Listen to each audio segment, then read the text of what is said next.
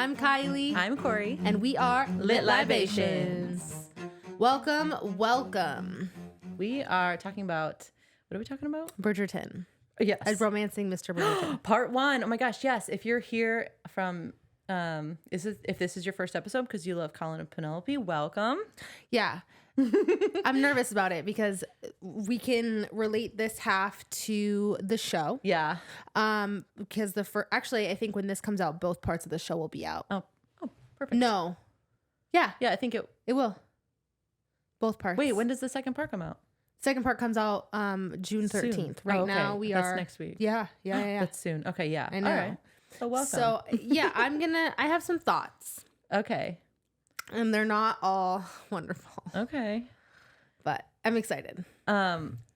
Great. I'm excited. I'm excited too. I hope we do it justice because seems to be everyone's favorite. So, you know what? And I wasn't expecting it to be my favorite, and it is. It is. And it is my favorite. The way that people talked about Colin, they talked about him like he was insanely violent, and we can go over this, but I think on the desk of like Bridgerton, like ranking, right? Let's say 10 is Daphne, and and like a 0 is like Violet, we'll say, because Violet's obviously very docile. I think Colin is like a 4 or 5. Okay. Like it's not bad. Anthony was probably a 6. But it's still a 7. Still a little bit. And then Benedict was creeping to a 9. Yeah, he was. Was a solid 9. Oh, so gosh. All right.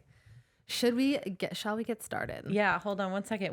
We're not drinking anything today. Oh, yeah. Because I just got back from vacation. And then I started my menstrual cycle. So I just don't feel like I'm just shocked that you said that. It's not that. It's You're whatever. Right. Who cares? Yeah. Who So I'm cares? just feeling bloated, and I feel like alcohol will make it worse. But so we took a gummy, and hopefully that will be better. Yeah. Hopefully that Maybe will that will help. Yeah. I know what you're thinking. She left me for a week, you guys. I was lost. Yeah. I was lost. It was a long time. It was but like you took care of my cats in my house, so thank you for that. that was about the only thing giving me solace.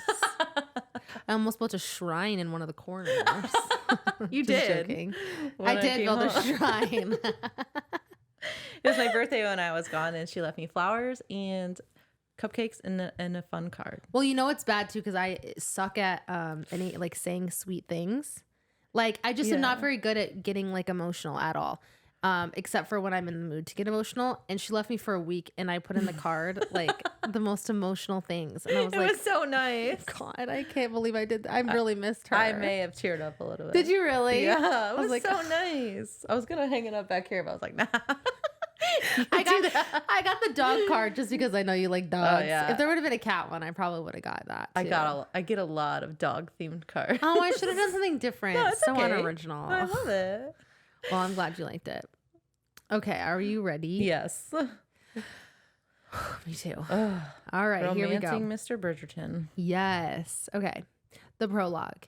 In 1812, Penelope Featherington fell in love with Colin Bridgerton after he fell off of his horse when Penelope's bonnet accidentally flew into his face.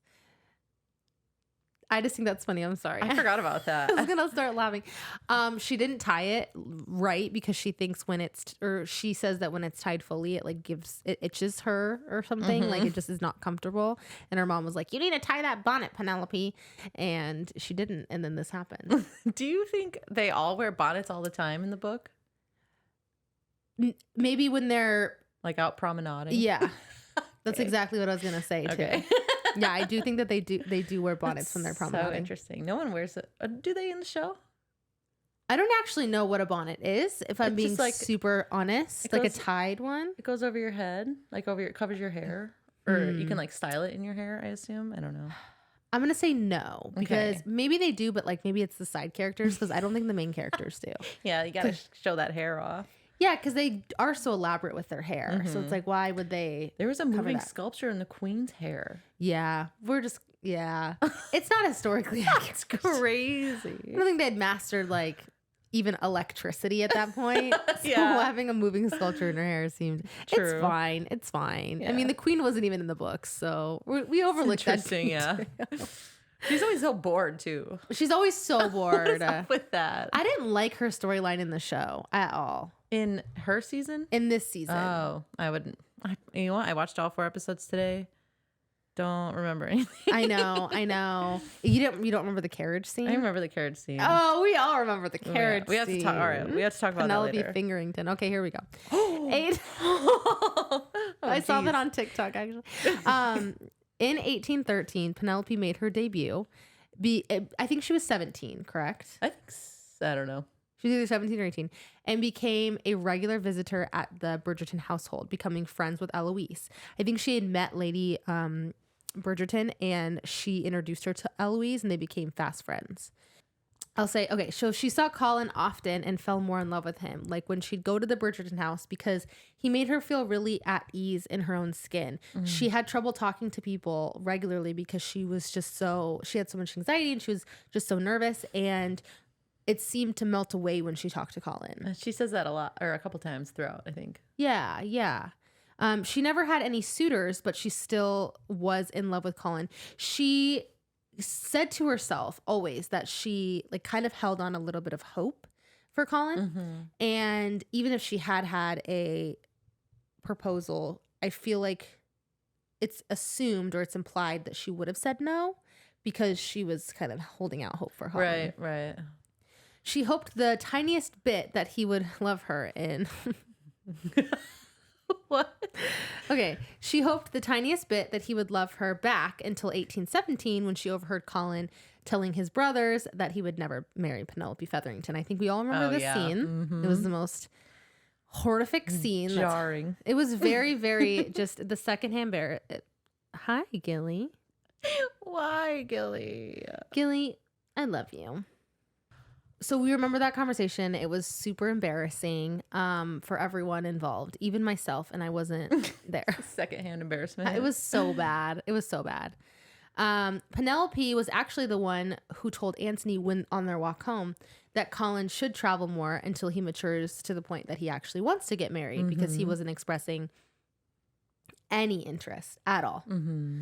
Penelope was hurt, but accepted that Colin would never feel the same about her and let go at that point of any hope that she had for him, loving her back.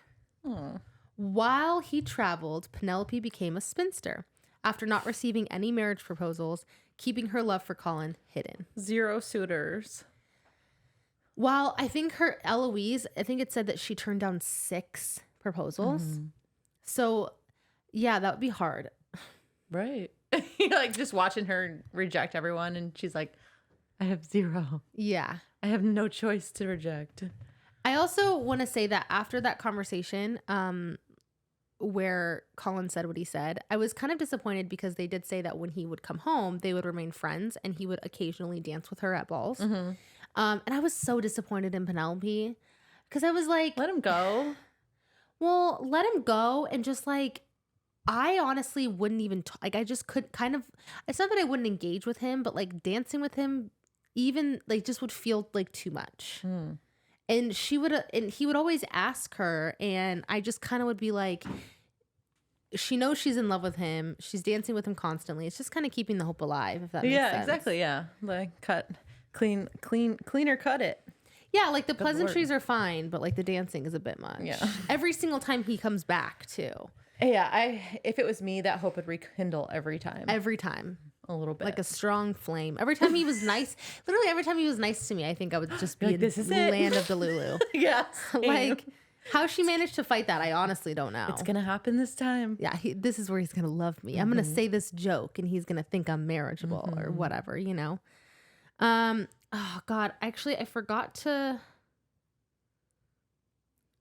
Okay, maybe I write it down later. I can't remember. But is this where they say that she, like, when did she say that they changed her her wardrobe? Okay, anyways, it doesn't matter. Chapter 1, sorry. It might be in chapter 1. Okay. April 2nd, 1824. So this is now, 10 years after Antony, I think. Yeah. Because I think 1814 was when he got married. Yeah, and Daphne was 1812. So that makes sense. Yeah. So Lady Whistledown announces that Colin Bridgerton is still unmarried and eligible, and he's returned to London. Uh-oh.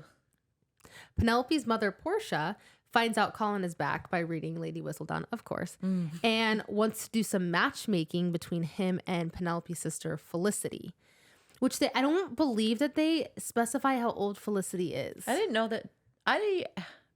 that Felicity existed.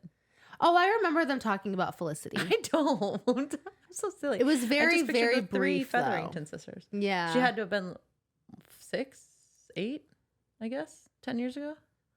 No, well, I thought she was the same age as Hyacinth, and Hyacinth has to be at like 21 right now because So she's a little older. Yeah, my thought on that is because she was 14 in Benedict's book. No, I guess she was 14 in Benedict's book after they came back. So that would have been 1816 or something when after Penelope and Sophie come back to his mom's house. So then 1816 to now 1824 is 8 years later, and she was 14 then. So she's got to be like 22. I don't know. I thought I don't know. And Felicity and Hyacinth are friends, so they have to be somewhat close in age. So I bet that they're both between 20 and 22. Okay. If I had to guess. Interesting. There's some like on the spot math. It was very, very nerve-wracking. That's good. I was just looking. I wasn't trying to think. I could have sworn they said it, but I didn't write it down. So yeah, Colin and Felicity is what Penelope's mother is thinking to herself. Great. She insults Penelope rather flippantly in the process. Basically, she is like, she's like, oh, I wish that one of my daughters would have married a Bridgerton, and Penelope is still like available. You know what I'm saying? Yeah. And she's just kind of disregarding what that. What about me? And she is pushing Felicity for Colin to Penelope, like talking to her about it. And Penelope's like, Felicity is almost engaged and in love with Mr. Albinsdale. Oh, yeah. And her mother's like, oh yeah, I guess. Oh, I forgot about that. But he's not a Bridgerton. So we'll keep our options open until, she is officially the last engaged. one's married off. Yeah. Wait, how old is Gregory? Oh my God. He's like just finishing his last year of Oxford. Right. He's not in town. But he's old enough now. Yeah, he is. He's eligible. He's eligible. Why is no one probably because he hasn't come back from Oxford. Like probably once he finishes his studies and comes back, he'll be considered, quote, eligible. Yeah. Which is interesting. Okay. Portia loudly talks about how she wanted one of her daughters to marry a Bridgerton son, but doesn't feel like Penelope has a chance compared to Felicity or her other two daughters, Prudence and Philippa, who are already married. And Philippa is married to Nigel Burbank. That's right. In the books. Penelope is annoyed at Portia's remarks, but chooses to ignore them. She never really engages with her mother. She just kind of lets her mother insult her. A lot. Yeah. Their relationship is like, it was hard to read about. It was really sad. hard. Yeah. It wasn't a good relationship. No. Penelope Uh-oh. Penelope is visited by Eloise, and they discuss Colin's travel to Cyprus and his return. So fun. I've never been to Cyprus. I have never even heard of it. No, I'm just kidding. No, I know. I genuinely haven't. I did learn a lot from Colin's journal passage. So. Oh, yeah. Oh, yeah.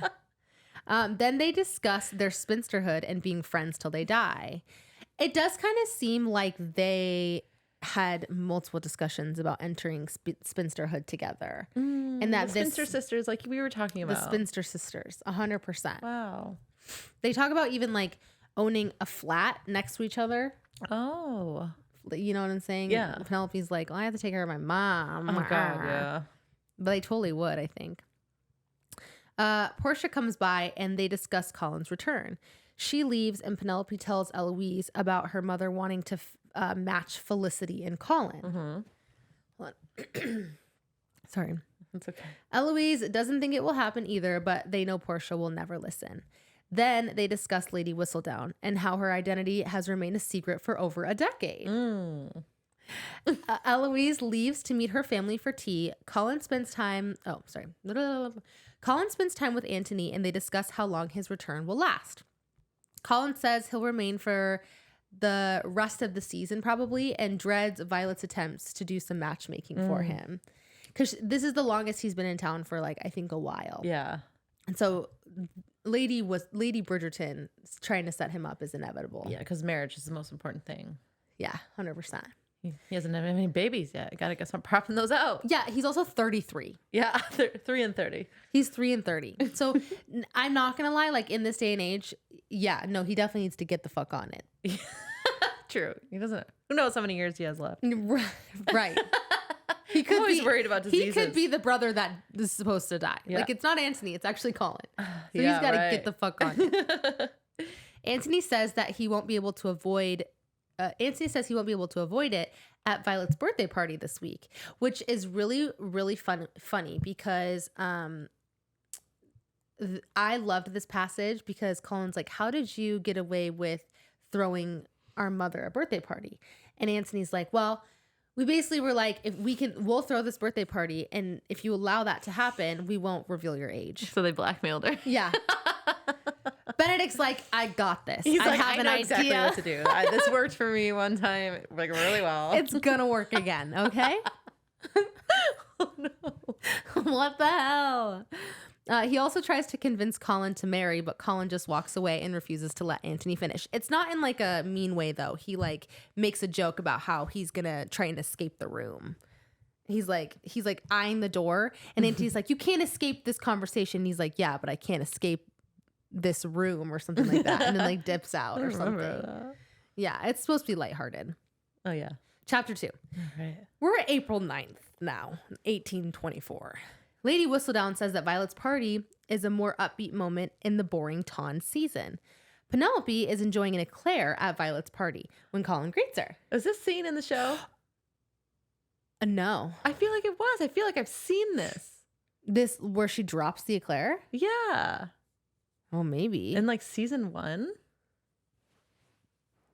Oh, I'd have to rewatch it. I don't remember this scene. Oh, let me Google it while you talk. Okay.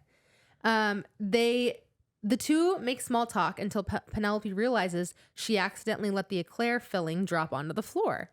Colin dares her to throw it into the nearby potted plant, which she eventually does. And then he guilt trips her for her actions, but Penelope quickly picks up on his scheme and says he is capable of getting away with anything, even murder. And that surprises him, that she speaks to him so without... Just so freely. right. Yeah. Colin asks her to dance, but Penelope says since she's officially a spinster, Colin is no longer obligated to dance with her. This annoys Colin. I think mostly because of guilt. Yeah. Because Why? he's like, he understands, he knows that Penelope is being perceptive of the whole situation, that he has really only asked her to dance because his mother has pushed him to, or just kind of like because he felt bad for her being out of pity. Right. And so he's kind of like, ugh, and this annoys him. So then he insists that he wants to dance with her. And then Penelope finally agrees and they dance. It's a little weird, but it's fine. Yeah, I feel like all their interactions are a little weird. But they're fine. It's Yeah. fine. It's not like over the edge, but it's just like dancing the line of weird. It's just kind of Colin realizing that like being polite. I don't know either. I can't really describe it because he's been nice. Right. Like that's not he's a bad always thing. been nice. Yeah. And it's okay that he hadn't been into her before. And he's not really into her now, but it's Yeah. also okay that she calls him out on it. Like, Yeah. All of it. yeah, exactly. That's what I like about this book, because like all their actions are kind of justifiable here and there. Yeah. To an extent, and they do like just acknowledge it, I guess. Yeah, even Which maybe they when they're didn't. necessarily in the wrong. Yeah. Yeah. So it's like I like that. So after finishing the dance, both Colin and Penelope are ambushed by Lady Danbury. She compliments Penelope and calls out Colin for bribing Penelope to keep him company. Oh my God, yeah, because basically Colin's about to leave Penelope's side, and he was like, "Will you please keep talking to me so Lady Danbury doesn't come over?" Basically, or like, we don't get cornered. Everyone's always trying to avoid her. Yeah. And Colin was like, "I'll pay you 20 pounds. Oh yeah, I forgot about that. And so that's why she's like, "Oh yeah, that's why Lady Danbury is calling out Colin and Penelope for the bribe, basically." Oh. Lady Danbury comments how she can get away with anything at her age, and Penelope and Colin starts laughing so hard. And they're like, Lady Danbury's like, please tell me what's going on. And they're like, we literally just said that Colin can get away with anything, even murder. Just an inside joke. Yeah. That they had to explain, which makes it significantly less funny. Yeah. But Lady Danbury was like, yeah, I think you're right. Colin 100% could. And then they have a little bit more conversation. Lady Danbury says the season's been really boring, really dull. Everyone thinks so. Everyone thinks the season's been super boring. Yeah, everyone's complaining about it. All over town. She calls a few more partygoers over and asks their opinion, and they all agree that this has been really uninteresting and blah, blah, blah, blah. It's only been good because of Lady Whistledown's columns. And Lady Danbury announces that she'll reward £1,000 to the person that can unmask Lady Whistledown. So silly. This is the whole plot. I feel like it's half the plot. It is. Guess how many times Lady Whistledown was written in the book? How many? Guess. 200. That's very close. Was it really? 194 mentions. That's a lot. She had like 80 in the rest of the books. You know what's so funny though? The way this was written, I'm not even gonna lie. The way that we get into Penelope's head, I feel like I was being gaslit that Penelope was not Lady Whistledown. Yeah, she did a pretty good job of like just hiding it till the last until minute. the reveal. It's just very interesting because I kind of wish that just we would have never been in her head, because like even you're not going to think in your head as Lady Whistledown in the third person. Right. That's hilarious. Right? I'm just like, what? It's just silly. It's just a little silly thing. I like it. It's fine. Yeah, nothing crazy. Yeah, no. Just funny. All right. I feel like my notes are so long. Okay. Lady Whistledown reports that Lady Danbury has challenged the Ton to unmask her for £1,000. Lady Whistledown says, good luck, motherfuckers. You'll never figure it out. She's so confident. She is. I love it. Still at the Bridgerton ball, Danbury's challenge spreads quickly, and there's an air of excitement. It's been so boring in London lately. Everyone's been saying it. Yeah. I imagine people are running around, their hairs are falling out, makeup's running, their faces are flushed. There's a bit of mob mentality happening, and it's super exciting for everyone. It reminds me of Willy Wonka when he announces the golden tickets. And that's what I picture. No, 100%. Everyone going over to their friend groups, dying to discuss who it is. Literally, though. That's literally. what it felt like. Except, like, this is, like, friend against friend type shit. Because, like, this obviously was going to go bad. Yeah, do you know what she wanted. That's true. She did want that. Colin and Penelope speculate who it could be. Colin couldn't fucking be bothered to even speculate. Oh, I haven't thought about such trivial things. I'm not often in London, you see. That's what he does. Yeah, but what's so weird is like that's kind of how it's perceived. But then like I think in the next sentence, Penelope's like, there's something in his face where he doesn't want to like let on that he's like his wheels are turning. He's like, who is it? Who is it? I need that £1,000. Yeah, maybe not. I mean, he's literally so rich. But, I know. But I do think it connects to something later. I think so too, but I just don't understand how or why. Anyways. Yeah. We'll get into it. Eloise runs over and she's super oh my God. Okay. I know. I feel you. My mouth is slowing down. Eloise runs over. She's super excited about the challenge. Lady Danbury returns to their little circle and she calls Penelope out for not having thrown out a name yet. She's immediately shy at the attention, but after seeing the look on Colin's face, she stands up straighter, lifts her chin, and tells Lady Danbury she thinks it's her. Quote, he made her more confident, more daring. He made her more herself, or at least the herself she wished she could be. Aww. That's very hard to not be in love with. 100%. Lady Danbury smiles. She admires her courage. She says, I like you, Penelope Featherington. I see you. Little avatar action. I love it. She avatared her. She's like the hype woman that every person needs in their life. Yeah. It's I love so good. Danbury. She's looking at her maternally, and even Colin is smiling at her. Isn't it nice, the older lady said, leaning in so that only Penelope could hear her words, to discover that we're not exactly what we thought we were? That's a good quote. I love that quote. The next day, Penelope is walking on sunshine. She's basking in the aftermath of Lady Danbury telling her she's more than she thinks she is. It's a scene right out of Singing in the Rain because it's drizzling and Penelope has an umbrella and she's singing and dancing about the prospect that she's more than she thinks she is. She is very excited. She's like, oh shit, I am. I am? I am. She's heading for her weekly Monday night tea and biscuits at the Bridgertons, and Colin spots her. He's also just walking around the block. He asks if she was dancing, and she says no, and he says, pity then. I would have felt compelled to partner you, and I've never danced in Berkeley Square. He's being super flirtatious. 100%. It's crazy. 100. But I think that's just like kind of his natural personality. Yeah. Like I think that he just can't like. I do feel like maybe a part of him is a little bit insecure, or maybe maybe it's not even that. Maybe it's that he always feels a need to people please, because you can see like they talk about just his personality being very, he always knows what to say, he always knows how to make someone smile, he always like, it feels like he knows that what she needs is someone that wants her, so he's fighting like right now because he doesn't like her yet, right? He's kind of fighting like, oh, showing her a flirtatious attention to make her smile, to make her happier, and then also being like the devil on the shoulder, or the angel on the shoulder, being like, that will lead her on.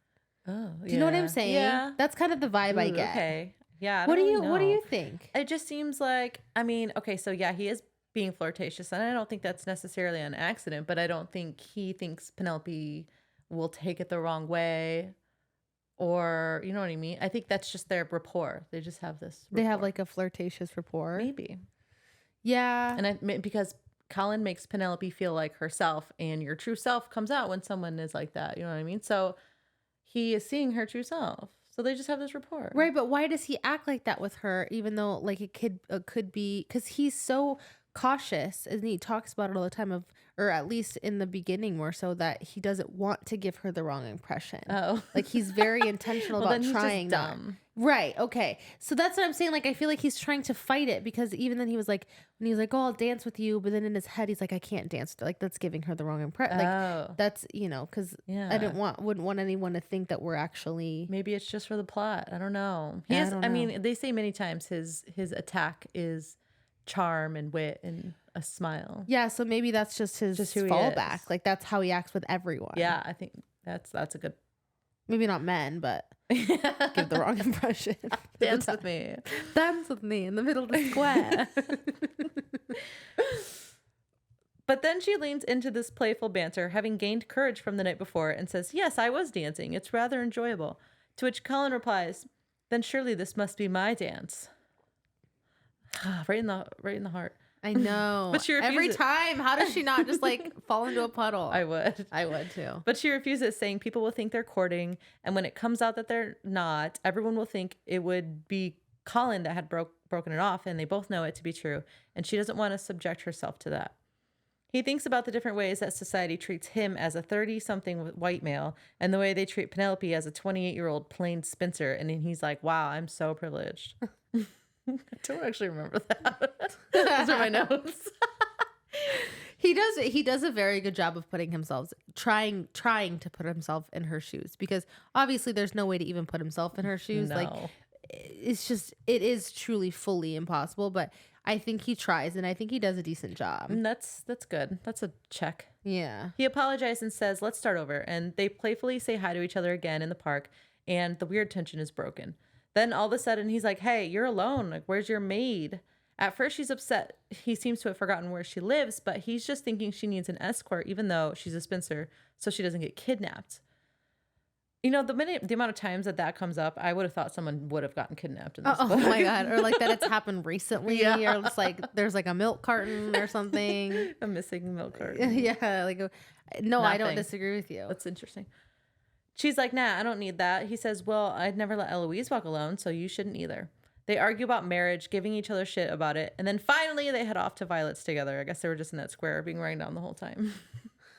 During this chapter, Penelope thinks a lot about how basically Colin's method of, quote, attack was a lazy smile and a well-timed joke.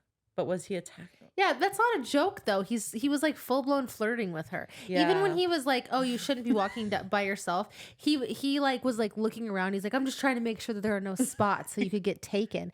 And like for me, that's like, if you care enough about my well being to think about that, to remember, like even acknowledge those things. Mm-hmm. You're in love with me. Like, that's how I would think. Exactly. And then so when Colin leaves, that's the heartbreak all over. That's the hope rekindling. Literally. It's confusing. I know. I feel confused. Like, if I was Penelope, like, honestly, even after Oh, we'll get into it. How she keeps herself in a state of non-delulu. I don't know. I would have been. She's very smart. I love Penelope. I do too. She also thinks what he'd be like if he lost his temper. She thinks about his temper or non-temper 11 or 12 times in this book. I looked it up. He'd have to be really, truly, profoundly upset to lose his temper. And that kind of fury could only be sparked by someone you really, truly, profoundly cared about. Foreshadowing. Also, for sure. in Colin's inner monologue, he many times takes into account Penelope's feelings. And it's clear the feelings are developing here for him. We're getting crumbs, but it's for no reason. Yeah, it's coming out of like literal thin air. Maybe because she had more courage today and was like more jovial, but it's starting here. He cares about what she thinks, etc. A little bit. Lady Whistledown reports on everyone that danced with each other at the ball in a I love him, he loves her sort of thing going on, ending almost full circle, which is like whatever. I didn't care. I thought it was funny. I didn't think it was funny. It did paint a nice picture. Colin and Penelope arrive for biscuits and tea. Colin beelines for the biscuits. There's good banter and chat with Hyacinth and Eloise. They argue about good grammar, etc. Kate inquires to Penelope about Felicity's upcoming engagement. She had heard about it from Eloise. Between Eloise and Hyacinth, they know everything that happens, and Colin asks if either of them are Lady Whistledown. Violet shoots down these theories. She's like, nah, they simply couldn't be Lady Whistledown, and Eloise denies it. Once again, talk turns to the identity of Whistledown and how to identify her, and her wealth would be a good clue. They talk about the reward. It goes on and on and on and on. It's a long discussion. Kate teases Penelope about being Whistledown, but she blows it off pretty expertly.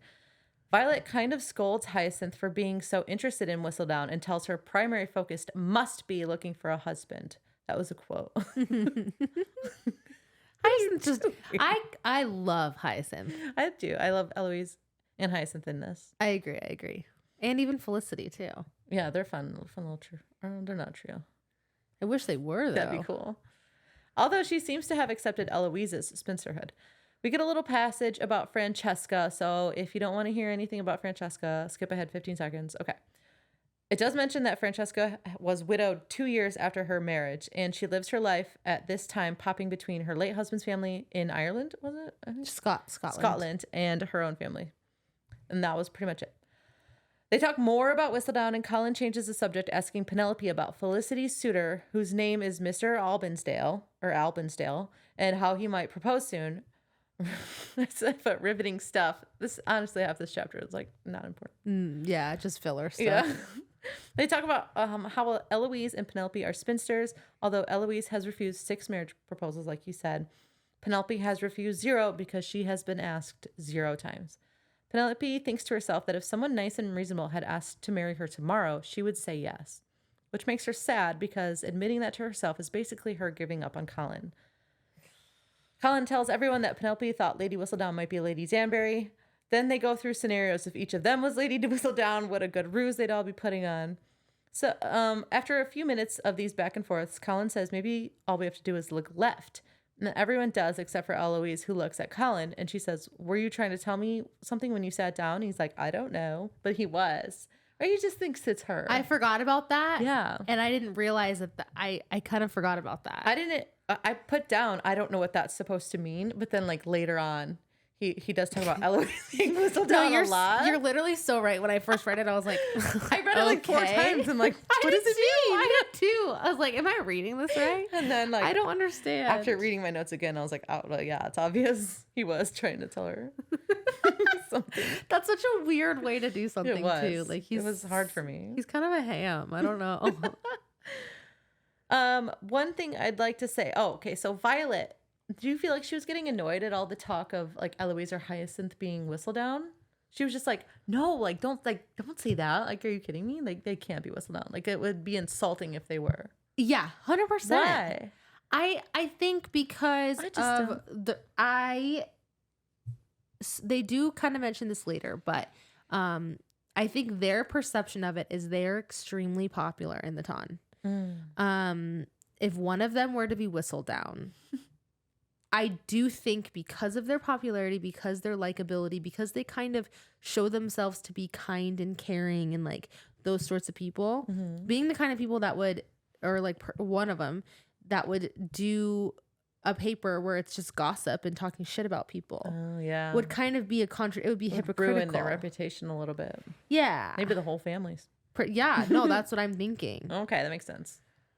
But I could be wrong. I don't know. I think it'd be more damaging for them than it would be like I genuinely like the Featheringtons, because all Portia does is gossip. So it's like if one of her children is a fucking gossip, they're like, oh well, no shit. Yeah, like look at her mom. Duh. Yeah. Let's move on. Yeah. What's the next new exciting thing? Right. Lady Whistledown says Lady Blackwood twisted her ankle in her haste to get a copy of the gossip sheet. And she's like, oh, this is absurd. People are getting hurt trying to find out my identity. Blackwood doesn't even need money. The situation is growing absurd. Twisted ankle, all these injuries. Yeah, she's like freaking out. She's like, that poor ankle. No. We'll let you know if she's going to survive it next week. Stay tuned. Their butler, Wickham, escorts her to the informal drawing room, electing to wait for Eloise's... Wait, I missed up a bunch. Hold on. A few... I did it. I only missed one sentence. Okay. A few days later, Penelope visits Eloise, but she's not there. And it's their day to hang out, and she's not there. What the hell? Their butler, Wickham, escorts her to the informal drawing room, electing to wait for Eloise's return. While there, she sees Colin's journal from his travels open on a desk. Oh, this scene. The scene is good. She argues with herself if she should read it or not, then convinces herself it's okay because the journal's open. It's so funny the way I would have immediately just started reading it and like not even had this quandrum in my head. Like, yeah, I would have too. I honestly do. Like 100%. Like, not for like any reason. I don't give a shit about anything, you know. Well, if you're gonna leave it open on the desk, I'm gonna assume it's public reading. Like I don't care. Just glancing. It wouldn't even like in my mind click that it was a journal until after I was done reading it. You're like, Colin signed that. I would have sat down and like just been flipping through the pages. Like I just would like as long as he would have been out, I would have been reading. That's from the second that I walked through the door. It's insane. Like, your eyes are just drawn to open books. I just start reading, dude. I don't care. I didn't even realize this wasn't a text. I didn't realize this was handwriting. You could get away with that. Until page 3. You get caught and you're like, I don't even know what I'm reading. I don't even know what I'm reading. I didn't comprehend a word. So you're safe. Oh my gosh. Can you do a dramatic reading of his passage? Do you? I can. I can try it. Oh my gosh. I can try it. I'm not very good at reading aloud. Yes, you are. We've been doing it for like 19 weeks. Yeah. Do you see how much I fuck up? Yeah. The editing is great. The editing is really good. It's because lately I've been having to spend like, I'm not even joking, like 6 hours over 3 or 4 days because first of all, I do a lot of shit that annoys me. And I'm trying to not really. Okay, maybe I'm being dramatic. But yeah. It's definitely like, it's at least 4 hours. At least. Okay. It depends on the episode though. That was a long time. The editing is great. Good. I'm glad. Well, that's all that matters. Oh my God, it's really long. I know. That's why I'm like, you want me to read it? Yeah, it's really funny. Okay, here. Okay. Well, just the first part. Okay. Do you want me to read it in an accent? Oh. Yeah, I will. Okay. This is all of it. Yes, of course. A dramatic reading. Okay. A dramatic reading of Colin's journal. A travelsman in Cyprus or something like that. Yeah. A rich man. A white rich man in Cyprus. What is the title? A rich white man in Cyprus.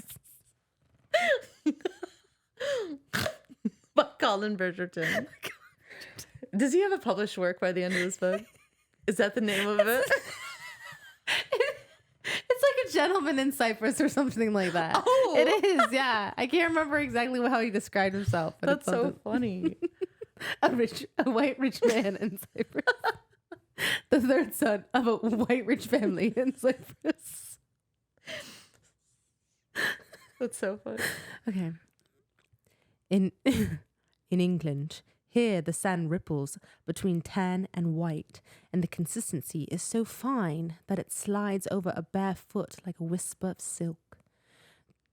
The water is a blue unimaginable in England. The water is a blue unimaginable in England, aquamarine with the glint of the sunlight, deep cobalt when the clouds take the sky, and it is warm, surprisingly astoundingly warm, like a bath that was heated perhaps a half an hour earlier. The waves are gentle, and they lap up the shore with a rush, with soft... Wait. Sorry. The waves are gentle, and they lap up on the shore with the soft rush of a foam, tickling the skin and turning the perfect sand into squishy delight that slips and slides along the toes until another wave arrives to clean up the mess. It is easy to see why this is said to be the birthplace of Aphrodite. With every step, I almost expect to see her, as in Botticelli's painting, rising from the ocean, perfectly balanced on a gentle shell, with her Titan hair. Okay. Perfectly gentle.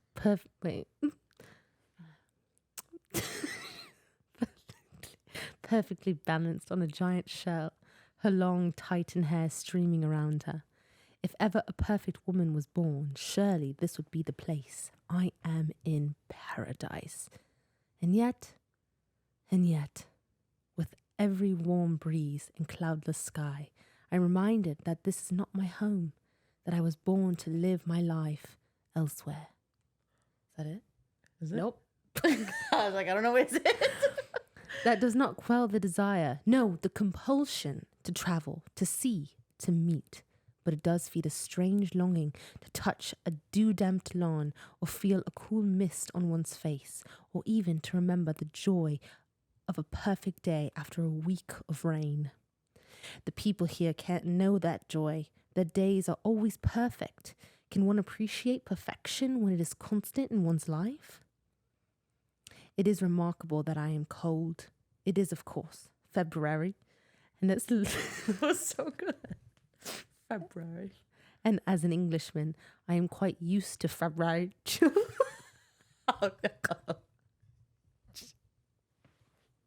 As well as that of any month with an R in its name.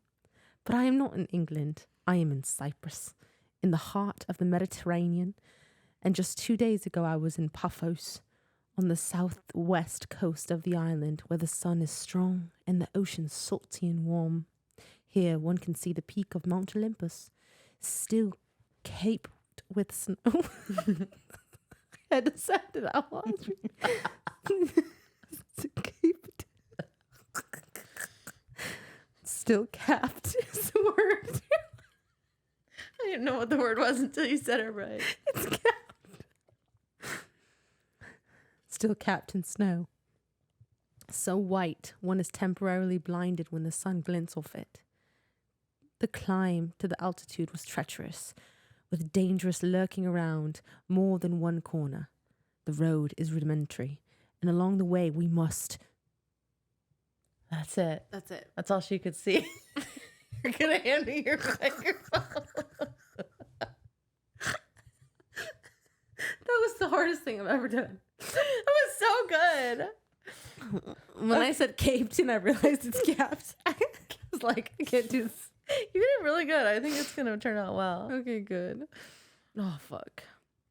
Okay. So that was the journal entry. And my favorite part is the bath water.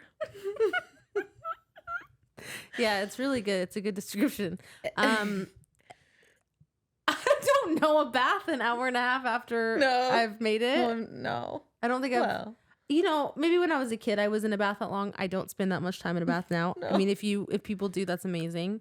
Mine always get colder way faster. Yeah, I've only had like one bath in the last like 15 years. Yeah, okay. So me, it was really cold. I think I tried to, but it was like taking too long. I do get it though. Yeah, I don't know. Okay, it was just funny. It is a descriptor. Funny. Well, I think it's good in this time because they don't shower, they bathe. Right, yeah. So they have to know. They have to have some sort of reference. Yeah. It ends on a cliffhanger and Penelope has to know what happened. She goes to flip the page, which feels wrong, but in enters Colin. He is fucking pissed. He's like, what are you doing? What are you doing up here? He's upset she was reading his personal journal. She does try to blame Colin by saying it's a public room and he should have taken it with him. I love my gaslighting queen. But But he was in the chamber room, and you don't normally take books there, which has to be false. What else are they going to do in the chamber room? Take a shit. Read. Oh, yeah. Do they? Yeah, they probably read at this point, even on the chamber pot. Yeah. I bet. But he tells her that reluctantly, and she gets embarrassed that Colin poops sometimes, and she's like, okay, well, I'll see myself out. He like really didn't want to tell her that where he was. It was funny. know. Like, who cares? And he snarks, I'll go. I'm moving out this afternoon anyway. Might as well leave now since you've so obviously taken over the house. These words cut Penelope like a knife. Nevertheless, he tries to apologize, but Colin is making it impossible. She tells him that letting her apologize would be the nice thing to do. And Colin whirls around. His eyes are flashing so furiously that Penelope stumbles back a step. He was the nice one, the one that never lost his temper.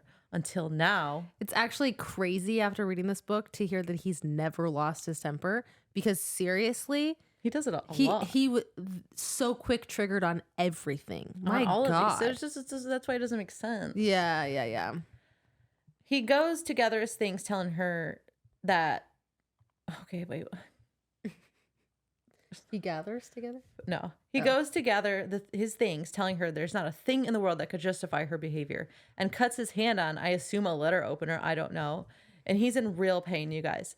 Penelope's first instinct, though, is to protect the beautiful ornate carpet from the blood, which I love. Good for her. Yeah. The butler comes in with food that he promised, and Colin has a hard time keeping his injury and his pain from Wickham because he can't help but wince at the minor cut he has on his hand. Oh my God. He literally, it's basically a paper cut, and he's acted like he's gashed his hand. We don't even know what cut him. We don't even know what cut him. It could have literally been a piece of paper. It could have been. Those do hurt, though. They do hurt pretty bad. Penelope peels away the handkerchief that's on his wound and says, oh, I think this is ruined. And Colin closes his eyes and shakes his head. And Penelope doesn't say anything, because she's smart enough to have interpreted his body language as him not caring about the state of his handkerchief. And he thinks to himself, quote, nothing worse than a female who chattered forever about nothing. And he's just now realizing how smart she is for having reacted the way she did to his... Oh, what a patience running out. I'm not going to lie to you. Like, I felt personally insulted when he said that. That was so rude. I felt personally assaulted. Yeah, it's so rude. Colin would hate me. That's what I know. Oh, that's upsetting. But you know who wouldn't? Cassian. I don't care. Yeah, you're right. Probably even Asriel if he's around Cassian and Reese all day. Yeah, you're nothing. That's how I justify it. Anyways. If he loves Cassian, he'll love me. Okay? A lot of the men talk about the women like that. They're like, you don't want anyone that talks too much. Yeah. That's so rude. Like, I agree. Why not? Yeah. Want to be bored all the time? Right. Talkers keep it interesting. They do. That's why we love Sophie. That's why we love Benedict, because Benedict loves Sophie for that. Oh yeah, that's Remember right. she had to fill all the silences. Yeah, she just that's what you do. I love that. If there's any silence, you just have to keep talking. It's a problem. No, it's not. Then Penelope is compelled to tell Colin his writing is phenom. She had to keep reading. Phenom. Yeah, that's what she said. That part about the ocean water feeling like half-hour-old bath water. Are you kidding me? It transported It's an hour and a half. me. It's hour and a half. I felt like was it. That's why I was like, that's crazy. Time. That's 90 minutes bath water. But anyways, she's like, your writing was so good. I was hooked. I had to keep reading. His writing had life in it, etc. Okay. They talk about how he loves to travel, but it also doesn't compare to home, and he seems sad. Oh, Aww. He's not mad anymore? Okay. And he's sad knowing that once she's done tending to his hand, she'll leave, and he doesn't want her to leave, but thinks she probably should for like proper sake. And he's scared that she'll assume he would want her to leave because he doesn't want that. Okay, that's the end of the chapter. Yeah. So, three things real quick. The pain tolerance of men. Pussies. We've known I can this, imagine though. when he cut his hand on where he couldn't just like keep it cool together for Wickham for 10 seconds. For sure. See, but we know this though. Now that they have like the period pain simulators and like the labor pain I mean, we know this. Yeah. We know canonically women have a higher pain tolerance. I love the videos of like when they're tattooing like women versus men and their reactions. I think that's so funny. No, 100%. Anyways. I totally agree, though. So Colin has writing, but he doesn't know it yet. Anthony has a viscountcy, which is a job, but like whatever. And Benedict has a painting hanging in the National Gallery. And this is when I predicted that he would be a published author by the end of this book. Yeah. Yeah. Because he doesn't have anything. I will surprise that I what did I say? I will say that I am surprised that Benedict decided to get his art published. I didn't really, they did talk about that as his skill. When? Benedict? I'm talking about Benedict, his art published. Okay, let me go find my place really quick. Spoilers. I was like, we just did that book. Dude, I don't know if I did all the chapters right. Okay. I was surprised to hear that Benedict got his art published because they didn't really express. I mean, they expressed that he did draw, but it was never really at all expressed that he wanted to do more with drawing than just like fun stuff at home. Right. Did Sophie ever comment on his drawings? Yeah, I mean, I remember her saying that they were good, but she never like told him that they should be published. She probably did eventually. No, for sure. I just was surprised. Oh, okay. Do you know what I'm saying? Yeah, I wasn't. I guess the natural progression probably would be, but I don't know. I don't really know. Do you know? It just feel. I'm like, oh, okay. So now this storyline or this plot point kind of feels like the writer thing. Yeah, everyone needs something. True. Well, yeah, according to her. I like that. Does Colin's outburst of anger match his crime? Match Penelope's crime? I don't think so. Okay. I really don't think so but I do understand him being upset, embarrassed about it. Yeah, because he doesn't know if he's good. Like, what if he was literally writing like? Well, he didn't even care. Because she said his writing is good, and he's like, "Is it? Like, I just write. I didn't even know that I enjoyed it." Yes, yeah, but I feel like subconsciously he did really want, her to like it, or like he didn't want anyone to read it because he was nervous. Oh, okay. Well, it was better than the journal entry in the show. Yeah, what the fuck? They have to make everything sexual. Yes, that's so annoying. It really is annoying. The other thing that I kind of get annoyed by is like, okay, I'm going to say this now. I don't even care. They gave Benedict in the show Colin's personality in the books. And I can't even express to you how much it pisses me off. I see that now. You told, right? Because I saw a couple scenes with him while I was watching the show.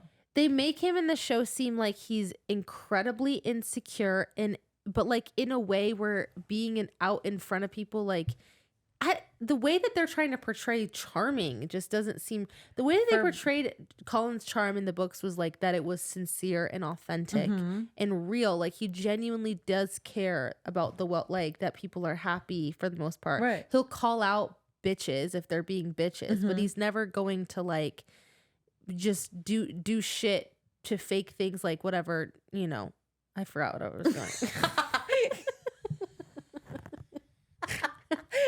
You talking about how Benedict has Colin's personality and so he's authentic, I think is where I'm trying to get with that. Okay. Who? Benedict? No, Colin in the books. Oh, and but in the show, it feels really inauthentic and it feels really awkward and uncomfortable, and it's not charming really because it feels like that. Are you talking about that scene where he's like, greeting is the word I'm looking for. All the groups of ladies. Oh yeah, where he's greeting the groups of ladies, like even when he's talking to the guys. Like he just doesn't. None of it feels like authentic. That was hilarious. No, it didn't. It was really. Authentic. It was really funny. It was really funny. I was like, what is this? Why is he a rig? Where did this come from? Yeah, he might be in the books, but it's never talked about by anybody. Yeah, and I think he's like, even in the books, he's like a low-key rake. Like, he's not just going around, like, in front of everyone, just whatever. And writing about it. Jeez. Yeah, he's definitely not writing about it. I feel like when he's going on these vacations, he cares about the travels. He doesn't care about, like, I agree. Going places to get laid. Right. What is up with that? It could have stayed like that. It would have been an interesting. It would have been really interesting. I agree. Okay. I don't know. Sorry, I literally forgot. We might have to cut a lot of that out. It's gonna be bad. I know it. Oh, God. That's funny. I was like sitting there and I was like, what am I trying to say? Where does this end? I don't get it. I don't even know what I'm going with it.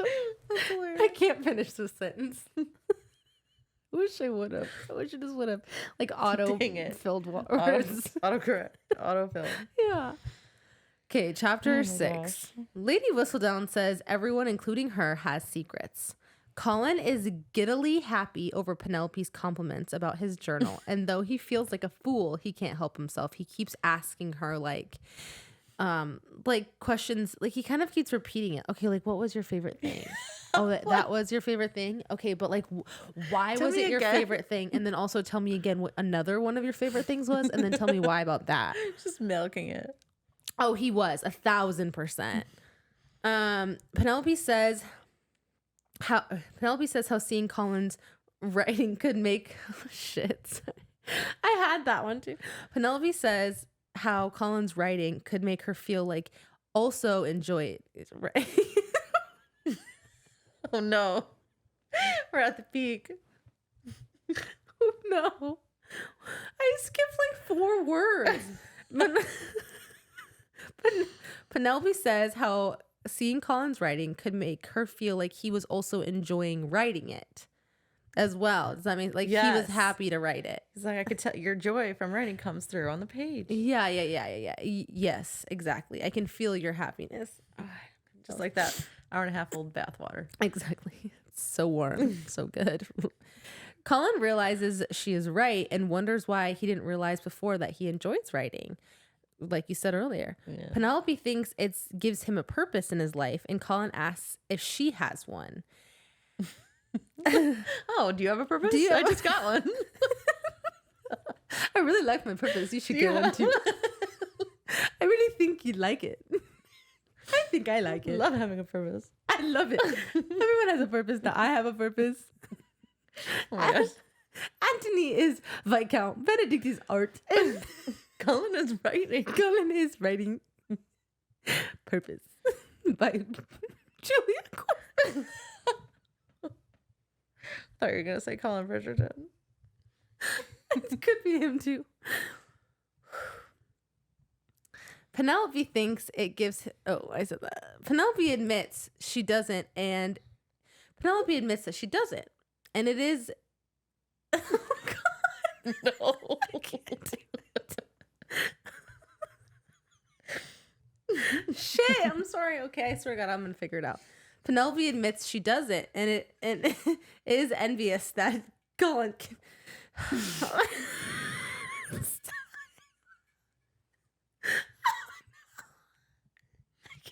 It's not the words. You made me laugh. It's your fault somehow. Oh no. Okay, I'm fine. Penelope admits she doesn't and is envious that Colin can travel. Colin says he can't travel forever. That was the sentence. It was so easy.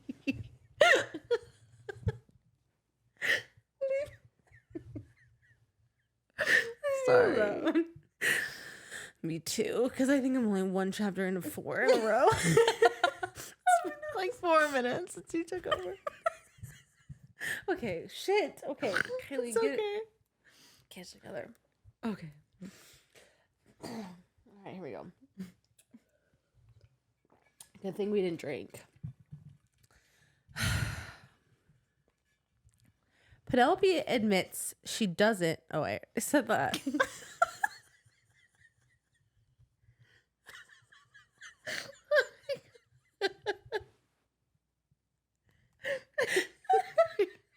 It's fine. We can get through this. This is going to be funny to watch back, though. Penelope says he can't travel for... Wait, Colin says he can't.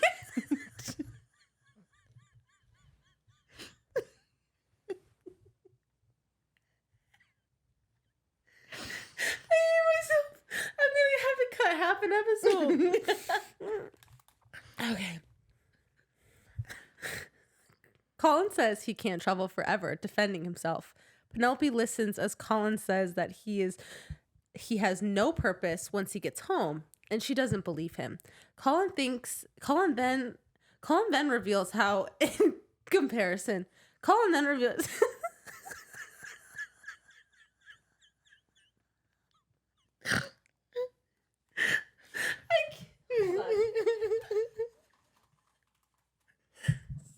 Get it together. Try not to laugh. Bitch. Okay, I can't. You. I'm talking to me. I know. That's funny. Colin then reveals how, in comparison to his brothers, he feels he doesn't have any purpose or substance in his career. You know what I just keep thinking about? Everyone's gonna see me cry. It's gonna be fine, and then you're just gonna have tear stains on your cheeks. What happens? That's fine. I'm just like sniffling. Okay, sorry. Colin then reveals, he points out that Lady Whistledown calls him a charmer, which seems to be his only trait. Penelope then argues that he wasn't called an overripe citrus fruit like she was several years ago. She talks about that all the time. She talks about it a lot. I think it was her favorite like insult. I think so too. Yeah. Penelope is annoyed at his statement and tells him to find a new direction in his life if he wishes to. She walks off so pissed off, like really mad, telling Colin that he's adored by the Ton while she's an off-the-shelf spinster and he can do a lot more than he believes. Yeah. He just has to kind of do it. Right. You just know. pick something and do it. And just do it. Slightly shocked and annoyed by what she's learned about Colin, Penelope leaves.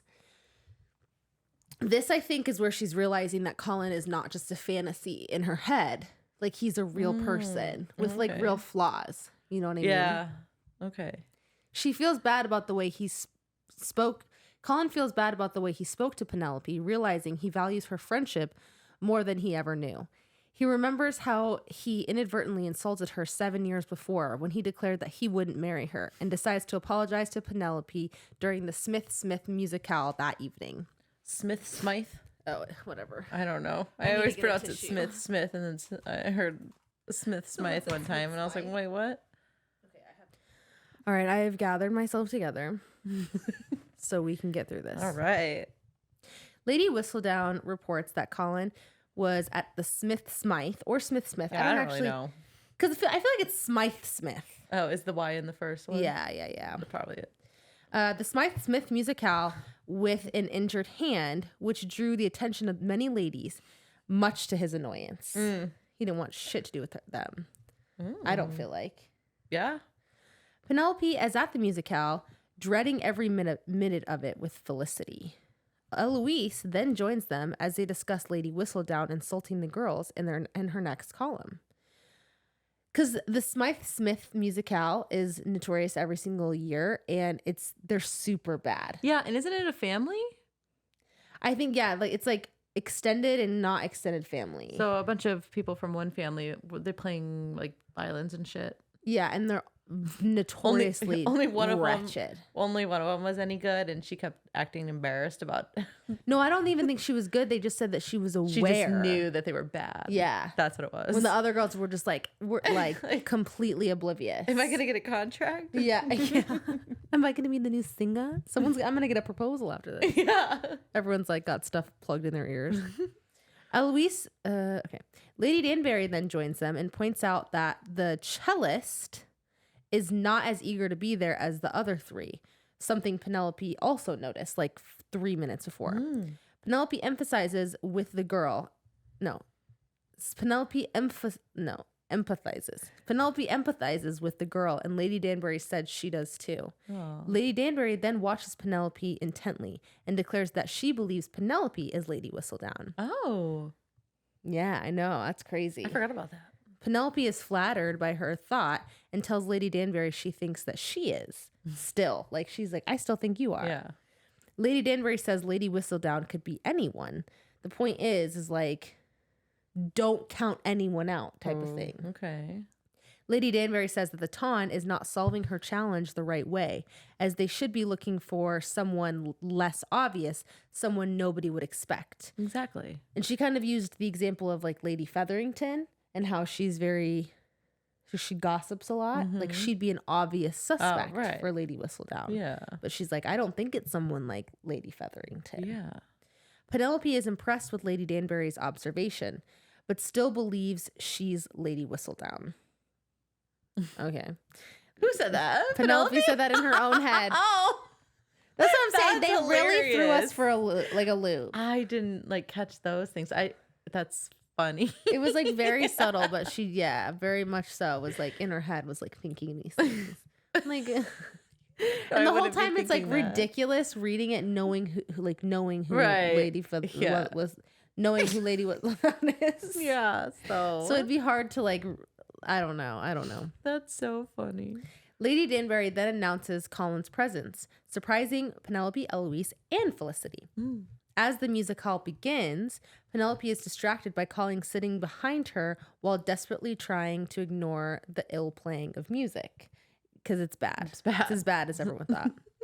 After the musicale ends, Penelope quickly goes to get a glass of lemonade, but she's interrupted by Colin. Mm. She starts to apologize to him first, and then he insists on taking a turn about the room. He's like, please walk with me. Oh, is that like a scary one? What? A turn about the room? Yeah. It's just basically like, What's his vibe? it's good. Okay. He wants to apologize. All right. He tries to apologize, but Penelope says that she's the one who stormed out. Colin still apologizes for whining and complaining when he has a lot more than others do. And he's like trying to recognize that. That's for good. her. Penelope then stops him, saying he can feel how he wants, but if he wants to change the situation, he simply should change it. He should just do it. Yeah. You're a rich white man. You are a witch. You are a witch. You are new witch trials. You are a witch white man. You are a witch white man. Accidentally accused him of being a witch. I was saying rich like a baby. Like a little baby. Oh. I can't say my O's. Oh no. Penelope then suggests that he publishes his journals, but Colin says nobody would read them. Penelope says his family and her family would as well. Like they both would. And he could become a famous writer eventually. And Colin, I think at this point was like, I don't want to be a famous writer based off of my Bridgerton name. And she's like, you're not listening to me at all. That's not what I'm saying. Where did he pull that from? I don't know, out of his ass, apparently. Which does make her kind of frustrated. And at this point, Eloise interrupts their conversation, but Colin and Penelope both stay silent about their discussion. Eloise voices her frustration, which causes Penelope to start laughing and declare that she can't remember a better evening. Basically, Eloise is like, will you tell me what you guys are saying? And Colin and Penelope were like, no. And Eloise was like, Penelope, you're my best friend. Like, you should tell me what you're saying. And she just won't budge. And that's why she's all pissed off. After returning home and getting to bed, Colin realizes that he agrees with Penelope. He hasn't had a better evening. In a long time. Oh. I know. He's starting to feel it. I wonder why. Me too. That's okay. Where do you think this goes? I don't know. Chapter 8. Lady Whistledown reports on Penelope and Colin's talking at the Smythe-Smith musicale, and Lady Danbury breaking Honoria. Oh. What is it? Breaking the one violinist's violin. Oh. I think her name is Honoria. Can I see it? Dude, is it not Honoria? Honor? It does Yeah. look like Honoria. Honoria? Honoria? Honoria? That actually sounds a lot better. I don't know. Oh, God. 2 days after the musicale, Penelope... Honoria. It sounds like diarrhea. Yeah, exactly. It's really bad. Okay, 2 days after the musicale, Penelope is excited when Colin calls on her. Penelope quickly gets herself ready and greets Colin. He has a serious look in his face and tells Penelope that he believes Eloise is Lady Whistledown. He was really nervous to voice it. He was freaking out, like sweating, like it was really aggressive. Penelope in her head, we're in her head for half this, and she's like, she doesn't believe him, like, she's like, no, it can't be, it can't be her, yada, yada, yada. Like, trying to convince herself, like, It is really funny, like, and silly. Yeah. Like, why not literally. just put that in the dialogue? Right, 100%. Colin tells her how Eloise hides in her room and writes a lot. And she has, every time she comes out of the room, she has like ink stains on her fingers. Oh, she writes a lot. Yeah. And we're literally what? I'm like, that's the least amount of evidence I've ever heard. Right. Penelope still refuses to believe him, and Colin is afraid that if Eloise is revealed as Lady Whistledown, her life will be ruined. Basically, because obviously Lady Whistledown has written some really unfavorable things about the mean people in the town who would 100% retaliate. Right. You know? I see. Yeah. He compares it to him saying that he ruined Penelope's honor and then realizes he wants to kiss Penelope. When did he... Wait, what? He compares it to him saying, like, if he were to ruin Penelope's honor, it would be like the same type of like ruin. Right. And then he realizes in that moment while he's like sitting there, he's like, I think I will. That he wants to kiss her. Try to ruin her. He wants to, but he still hasn't thought about doing it. And then he's like, right then and there, he's shocked about how attracted he finds Penelope. He starts to stand up and Penelope stands with him. And then she's like, will you kiss me? Oh, yeah. What? This is so weird, too. This is weird. What? I forgot about this. Yeah, it's crazy. Like the way that it happened. Yeah. I kind of like the dialogue between them too, and it's the same dialogue that's in the show. They had this one scene that was similar. Mm-hmm. I don't have it written down. I'll try and see if I can find it. But at one point, she's like, okay, we'll get there. Okay. Lady Whistledown reports that the Countess of Macclesfield's ball will be the most feted event of the week, and she thinks any unmarried ladies and eligible suitors will attend, including Colin. Everyone's gonna be there. Okay, it's the next big plot point. Yeah. So at this point, Penelope quickly was like, "Forget what I said," and then she changes her mind. She's like, "No." She asks Colin to kiss her again, and she says that she's an old maid and she's never been kissed, and she could die tomorrow without have ever being kissed. And Colin's like, she's like, I couldn't live with myself if I died and was never kissed. And he was like, well, you'd be dead. Like, he literally says those words. You wouldn't even know. You literally would be dead. Like, what are you talking about?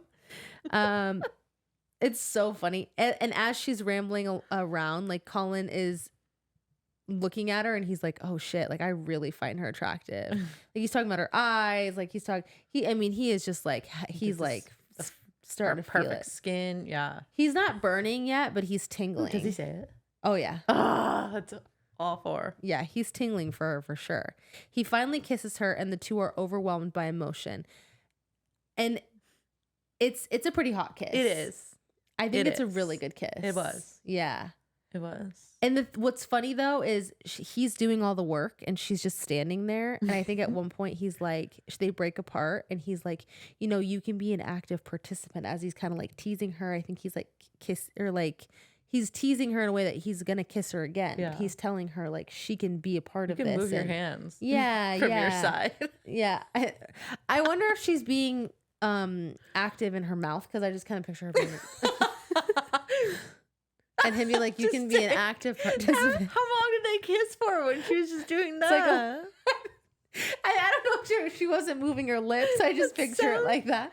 Like, she's just like, someone reenact it. Yeah, it's just, yeah. And Penelope at this point too is like, thank you.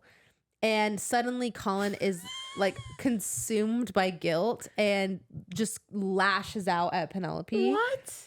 And he's like, Penelope, don't thank me. And it's just such a weird interaction, because she's like, obviously you kissed me because I asked you, like I practically forced you. And he just like freaks out about that. He's like, well, that's the thing a man wants to hear. Like, he just is getting really upset because he's feeling, because he feels guilty, because he knows that when she asked, it was only 30 seconds prior to that he realized that he would ever want to kiss her ever in that moment. And so he's like, if she would have asked me a minute before, I don't know what I would have done. It would have probably been for pity. Like, it wouldn't have been for But he would have lust. done it. I don't know. I wonder. Okay. Anyways, Penelope then composes herself and Colin realizes that she thinks he kissed her out of pity. Unable to express himself, Colin leaves.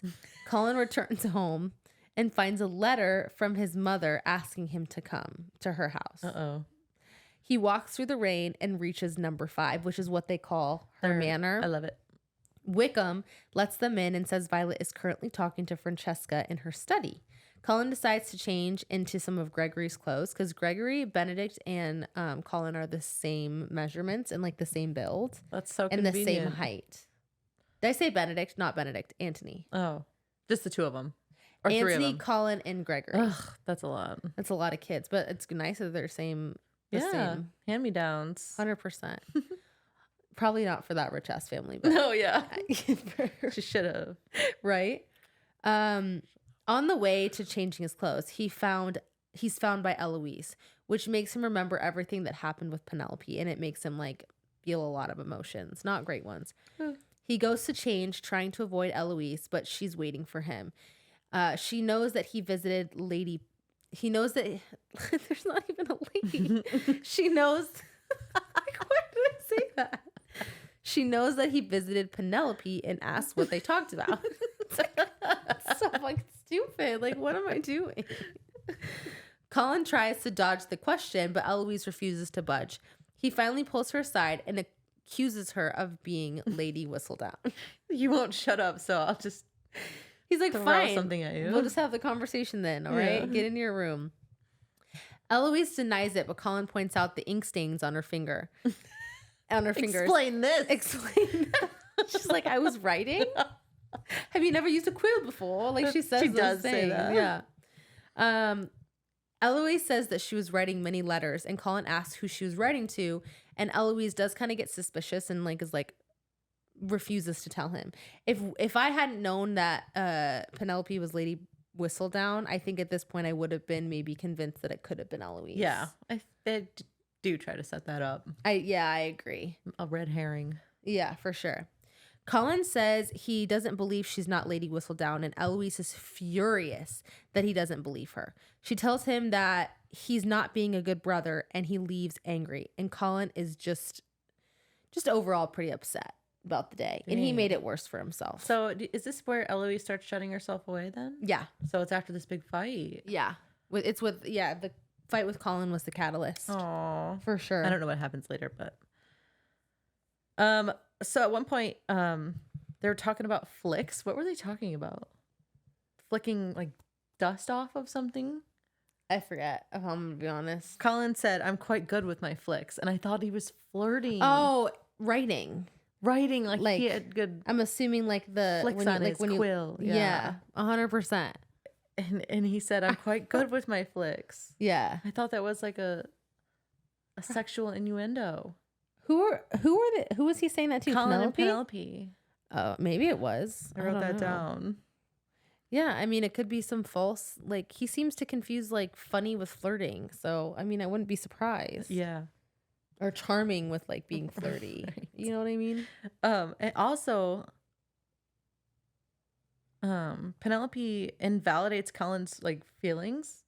Okay, yeah, I agree. Yeah, he's like talking about how depressed, like he didn't say that, but like he's been sad, like you said many times. See, and this is too why I find it so morally gray too, because like I think Penelope kind of has a right to be frustrated. Like all Colin's ever done all these years is just do stuff with her out of pity. And then now he's just pouring out his soul to her. Well, also, yeah, he can do whatever he wants. You know, he's traveling all over the world, like living his dreams. Yeah. And she's stuck here in London. Yeah. And like zero marriage proposals. Like right. I can kind of understand her being like, why you don't like me, you don't love me, you don't really even consider me. She's probably thinking he doesn't consider her as a friend at this point. Like they're like acquaintances, but she probably is like, we're not friends. Yeah. Like, you know, why are you telling me this? You know, like I'd be a little annoyed too. Like if just a friend came to me and was just, well, no, I wouldn't, but yeah, see. Or like, okay, if I had like a super like billionaire rich friend, yeah, and they're bitching about having all the money in the world, yeah, and we were like acquaintance friends, I would be a little annoyed. Yeah, I'd be like, well, what do you want me to do about it? Yeah, if you want to do something, then go fucking buy it. Like, why are you talking to me about this? It's funny though. But also like depression doesn't discriminate. No, I 100% agree with you. Right, and you know, we don't have to get into that, but Penelope basically, she fucking invalidates how he's feeling. And that's interesting, but later she does say like, oh, I shouldn't have acted like that. So they do acknowledge it.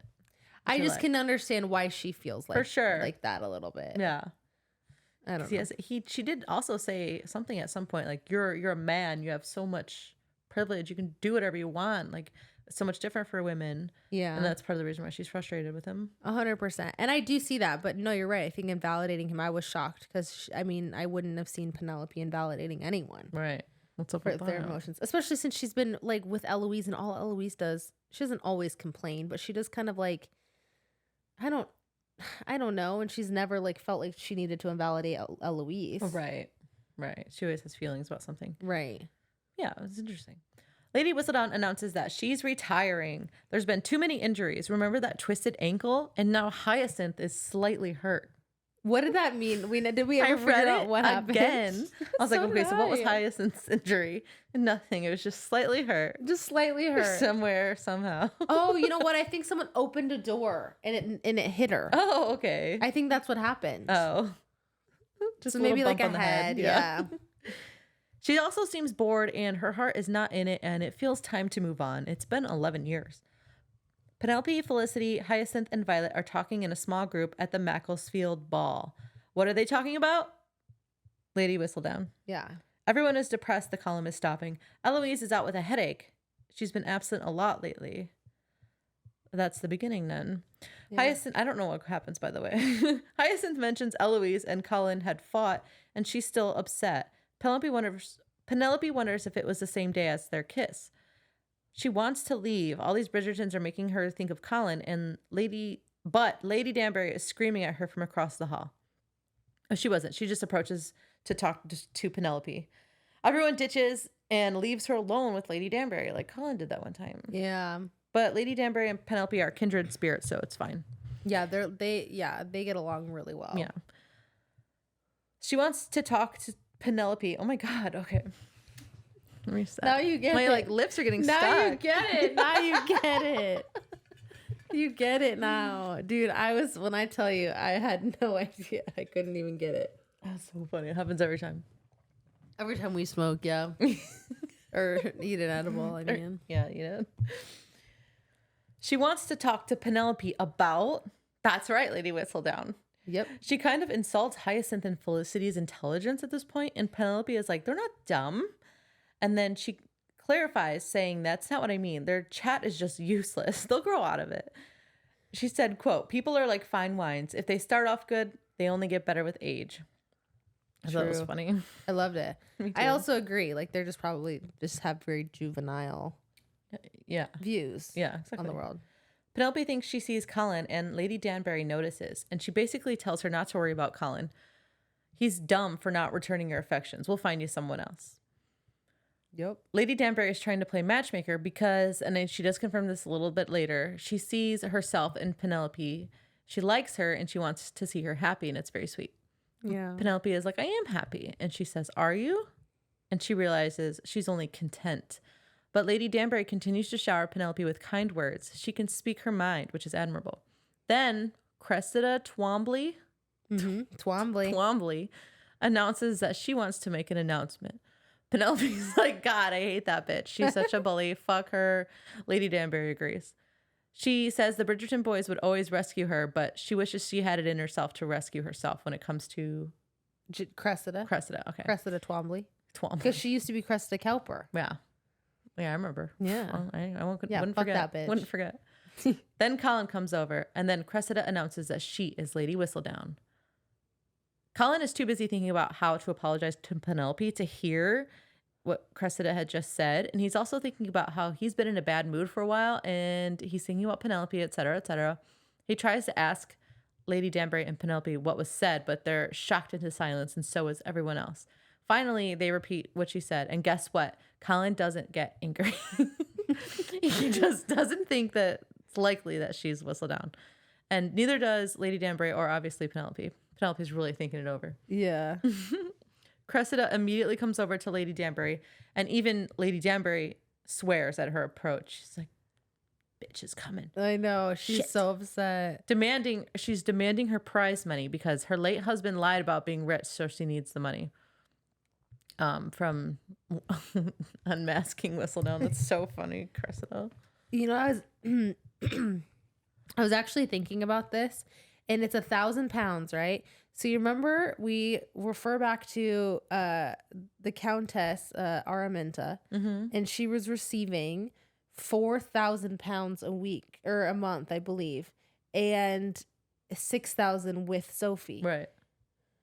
Cressida's gonna get what, 1,000 one time pounds. How much is that? Let's look it up.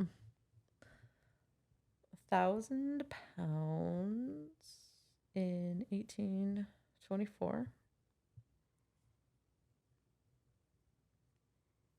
British calculator. Oh my gosh.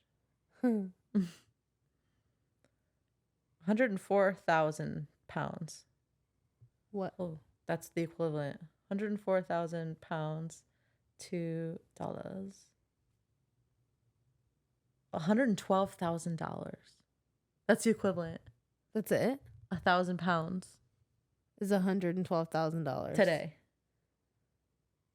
That's not that much. It'd be enough to to claim to be Lady Whistledown. No. No, for sure. I'm just saying, like, I mean, she really must not have any money, but like, I just kind of assumed everyone in the town, everyone in society was like rich. Somewhat rich. Right. I felt the same way. So in the like, if we're thinking about that, $112 wouldn't be like $112,000. $112,000. $112,000 still wouldn't be considered. Like, you thought it was 112? It was 112,000. I just didn't said 100. All right, thank God. All right. $112,000 wouldn't, like, it's not, I wouldn't say that's a one-time payment of $112. I mean, I'd take $112, but it's not going to make me rich. Right.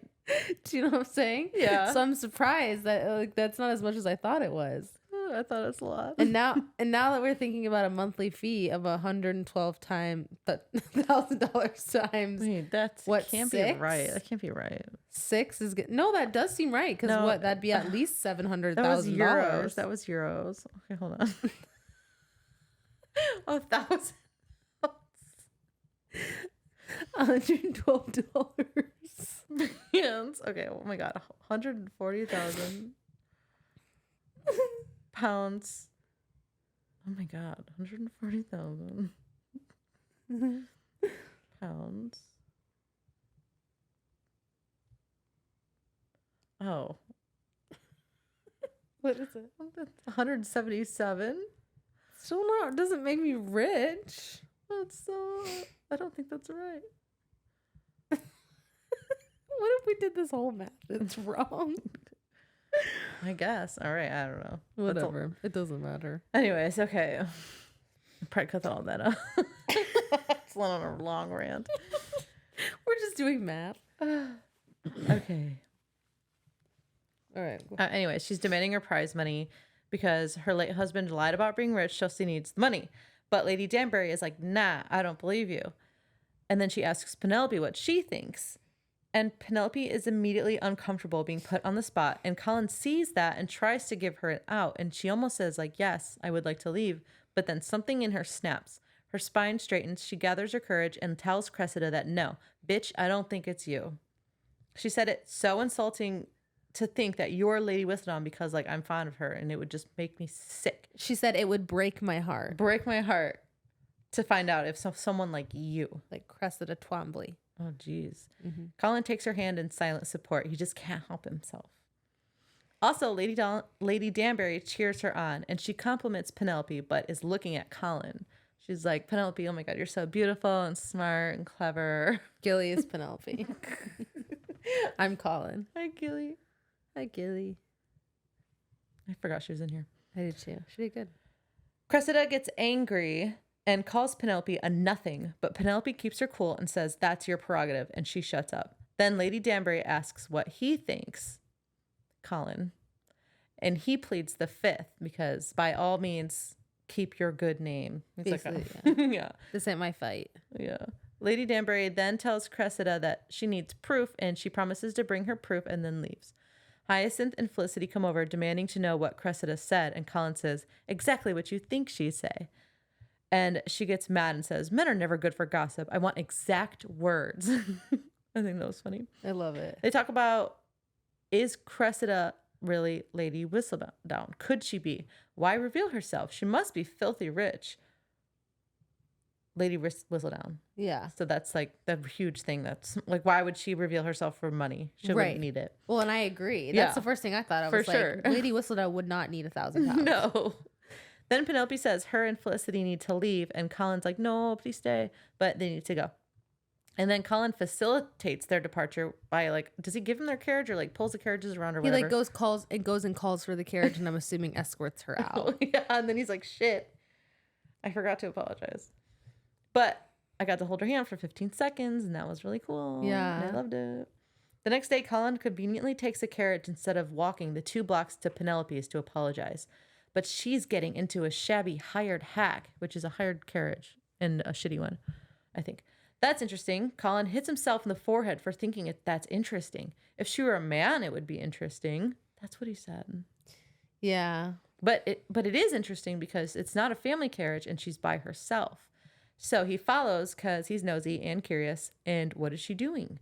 And he thinks about Lady Whistledown again. Yeah. He still thinks it's Eloise, and she's still shut up in her room, presumably ill, but she is like, they keep noting that she's eating a lot. Like really good. Yeah. So she's probably not sick. Right. She's got a healthy appetite. He thinks Penelope is going to his house, which is hilarious. He's like, oh my God, is she going to see me? In a hired carriage. In a hired hack. He's like, I will deflower her right now. That was so he would. funny. Yeah. Oh, yeah. But the carriage heads into the slums, apparently, which is no place for a woman. His jaw is dropping at how far she's going out, and eventually she gets out at a church.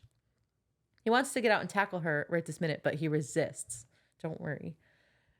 I gotta know what she's doing. It's just too interesting.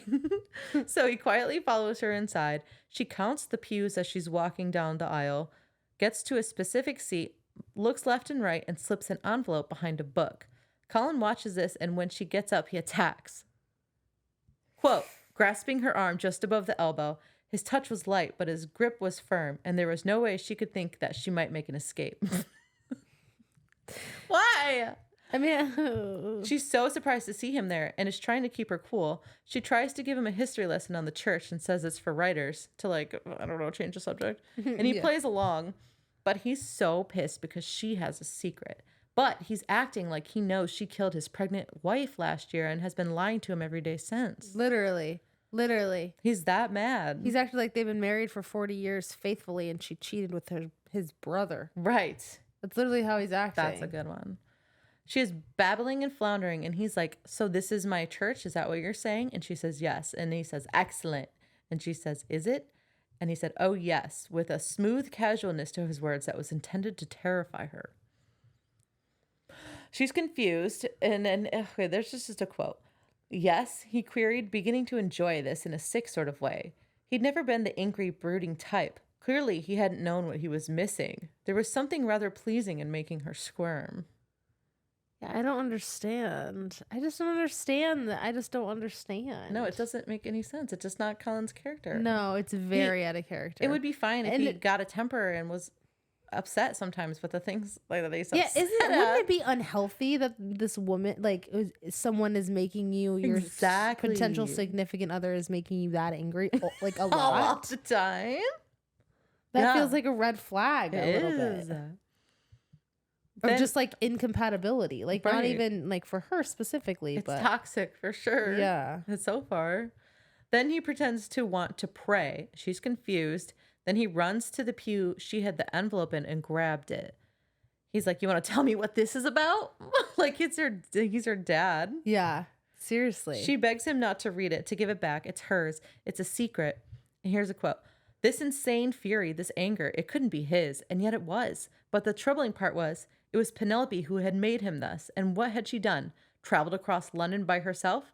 He was rather irritated at her for the lack of concern for her own safety, but that paled in comparison to the fury he felt at her keeping of secrets. His anger was entirely unwarranted. He had no right to expect that Penelope share her secrets with him. They had no commitments to each other, nothing beyond a rather nice friendship and a single, albeit disturbingly moving, kiss. He certainly wouldn't have shared his journals with her if she hadn't stumbled upon them himself. So I like that he was like, I don't know why I'm so angry. Yeah, I just think maybe the next step is just like recognizing it in the moment. Yeah. Chilling the fuck out. I don't know. No, I do agree though. Like he does recognize it, but he continues on with this for like way too long after he recognizes it. Yeah, I just liked that the author put it in there for me. Yeah, for sure. I feel like it was for me. For us. Yeah. She places her hand on his, trying to prevent him from opening the letter. Quote, not with strength, for she could never match him on that. But he tears it open and reads it, and he cries. He's like sitting on the step like, ah. No, he's not. And she runs out. He definitely was pissed. Yeah. He's like, oh my God. Yeah, something unbelievable is happening. Yeah. And she runs out, and her shabby hired hack carriage had left. So she sits down to wait for him because unfortunately he's her safest option. And she is afraid like at any minute she's going to be like attacked and noticed. Yeah. But she thinks, why did he follow me? How could I ever be so foolish to think he's the perfect man? The man I worshipped is not even real. I don't know this man. I don't love this man. I don't even like him.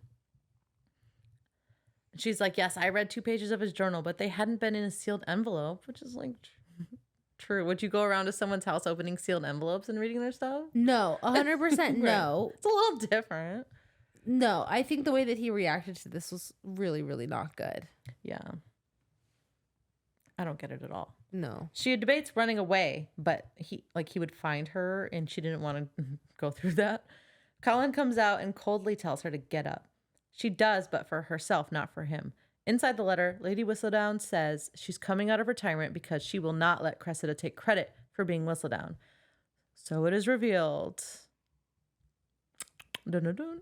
Right. She asks, I wonder what that was like for people who love this. Do you have the letter though? Because it has the words exactly what she wrote. No. Should it? Is it important?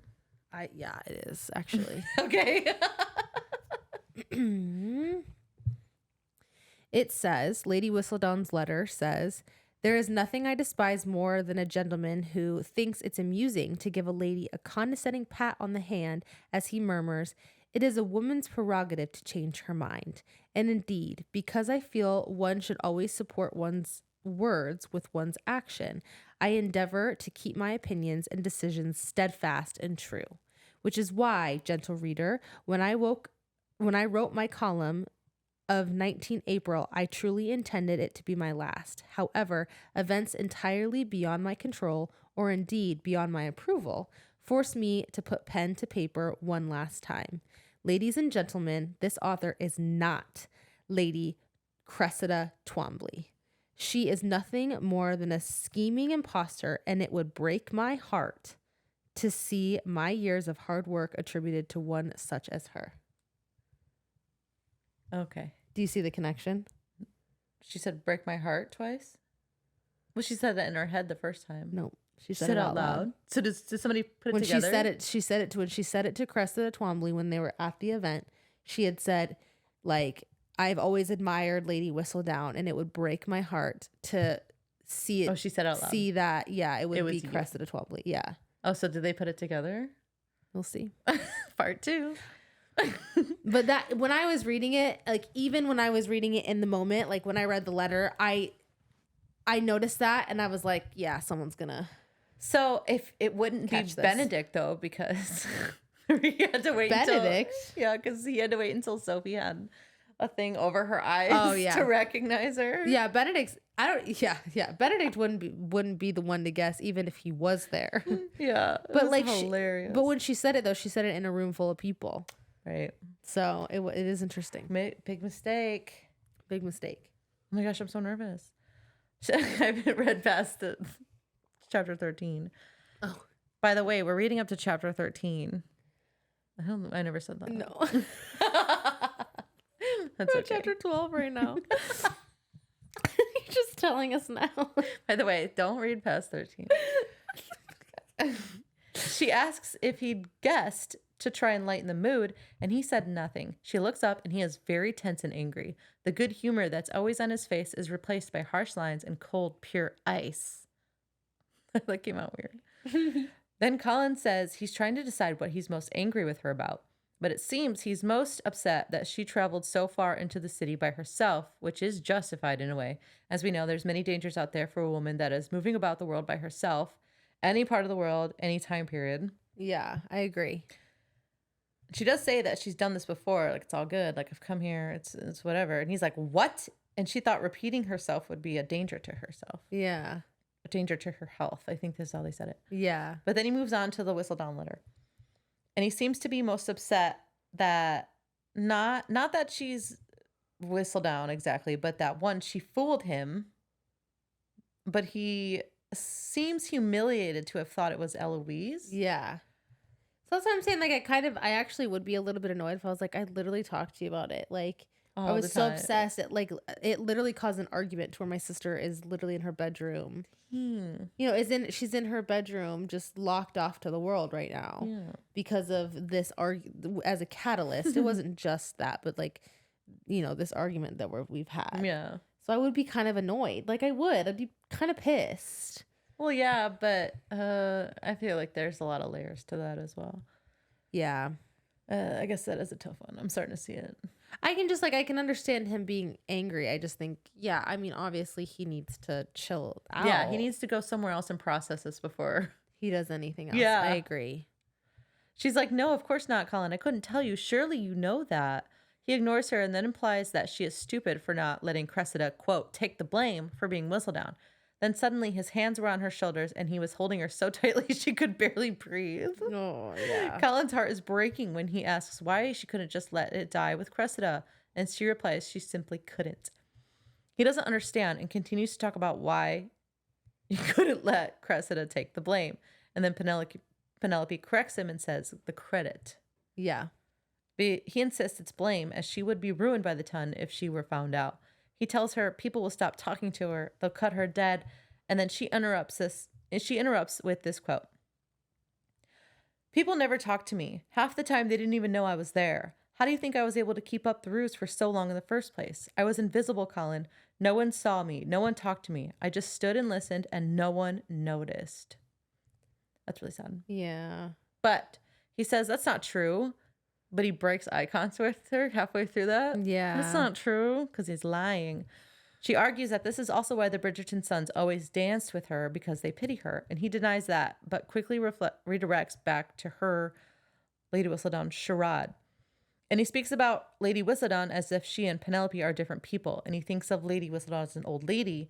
And this hurts Penelope as she has spent a lot of time working on that column and is very proud of it. Yeah. He argues that he's being an adult as one of them has to be. And she says, oh, please, you who runs at the hint of responsibility. But what she means is he travels so much because he doesn't want to settle down and get married, which is annoying because like, that's the whole goal. It's the life goal. Yeah. Why is no one focused on the life goal? This is really getting annoying. There's not enough talk about marriage. But that's the only thing that we have to do.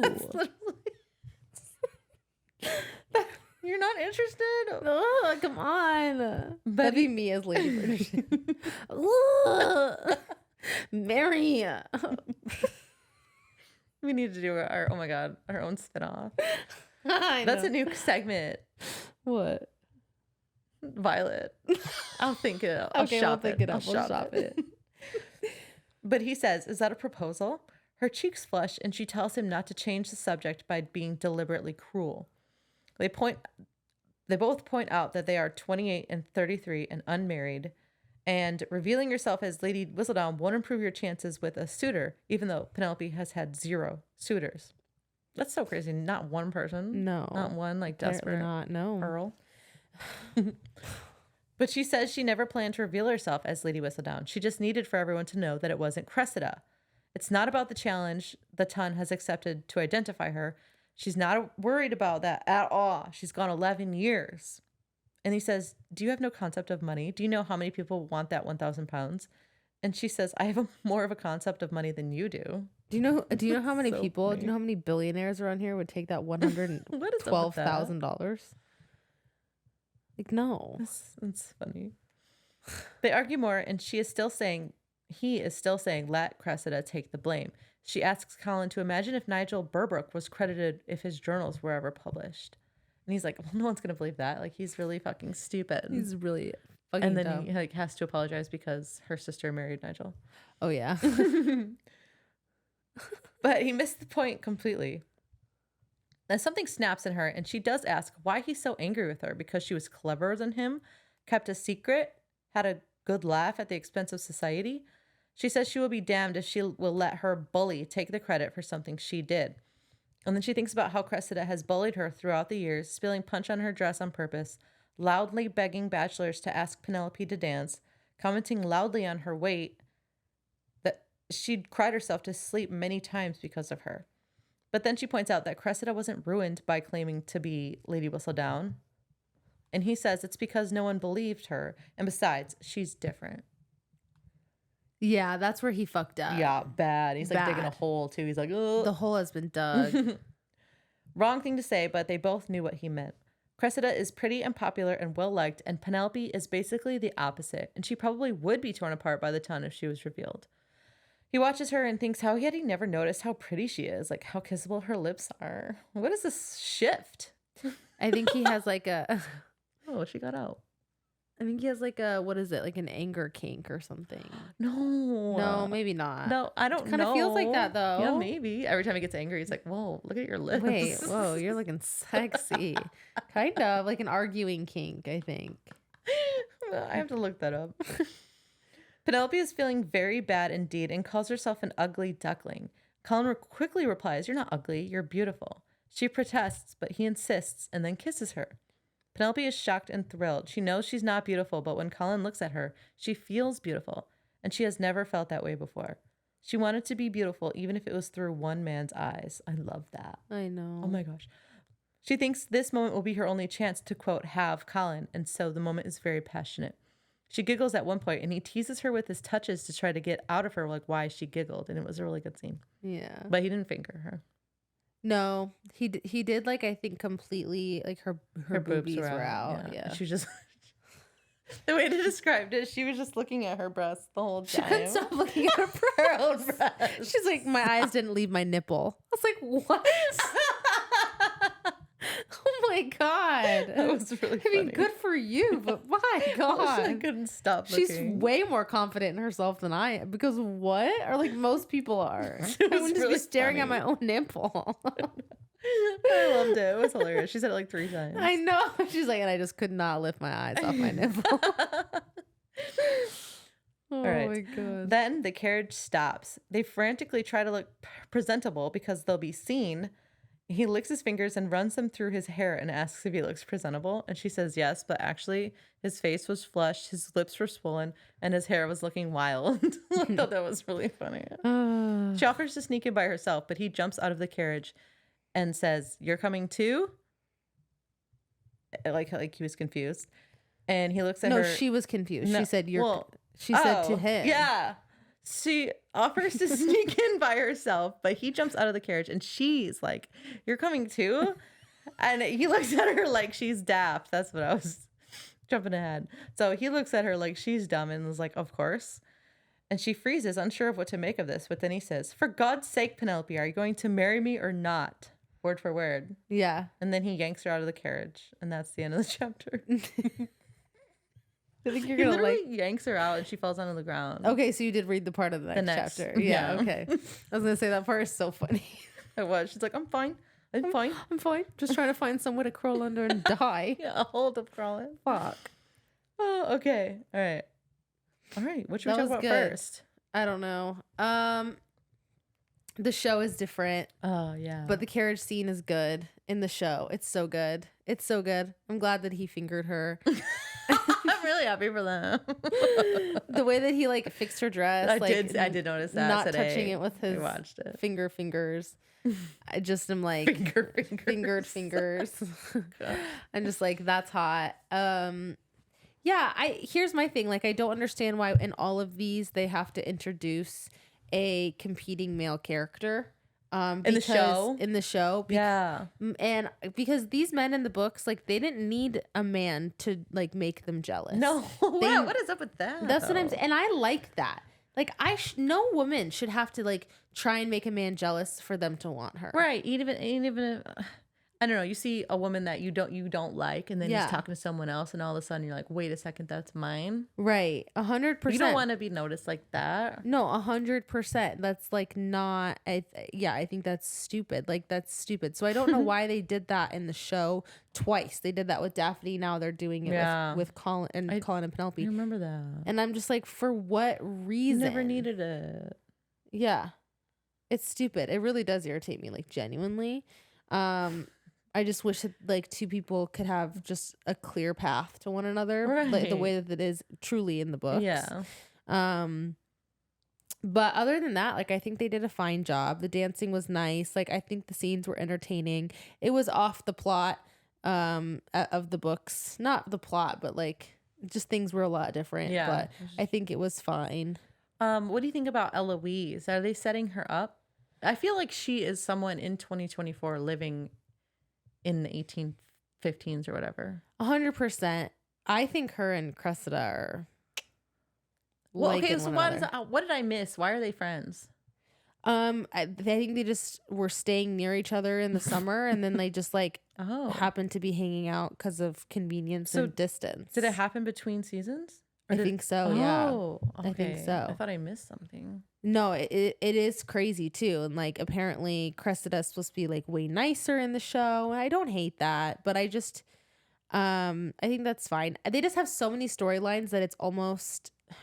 So it's too much. Yeah, it was a lot. It was hard to keep up when you're not really paying attention to. Yeah. Do you think Eloise in the book is going to be friends with Cressida? Oh, thank goodness. Mm-mm. No, I don't. One, like, Cressida's quite a bit older than I think, like, more Daphne's age. I thought.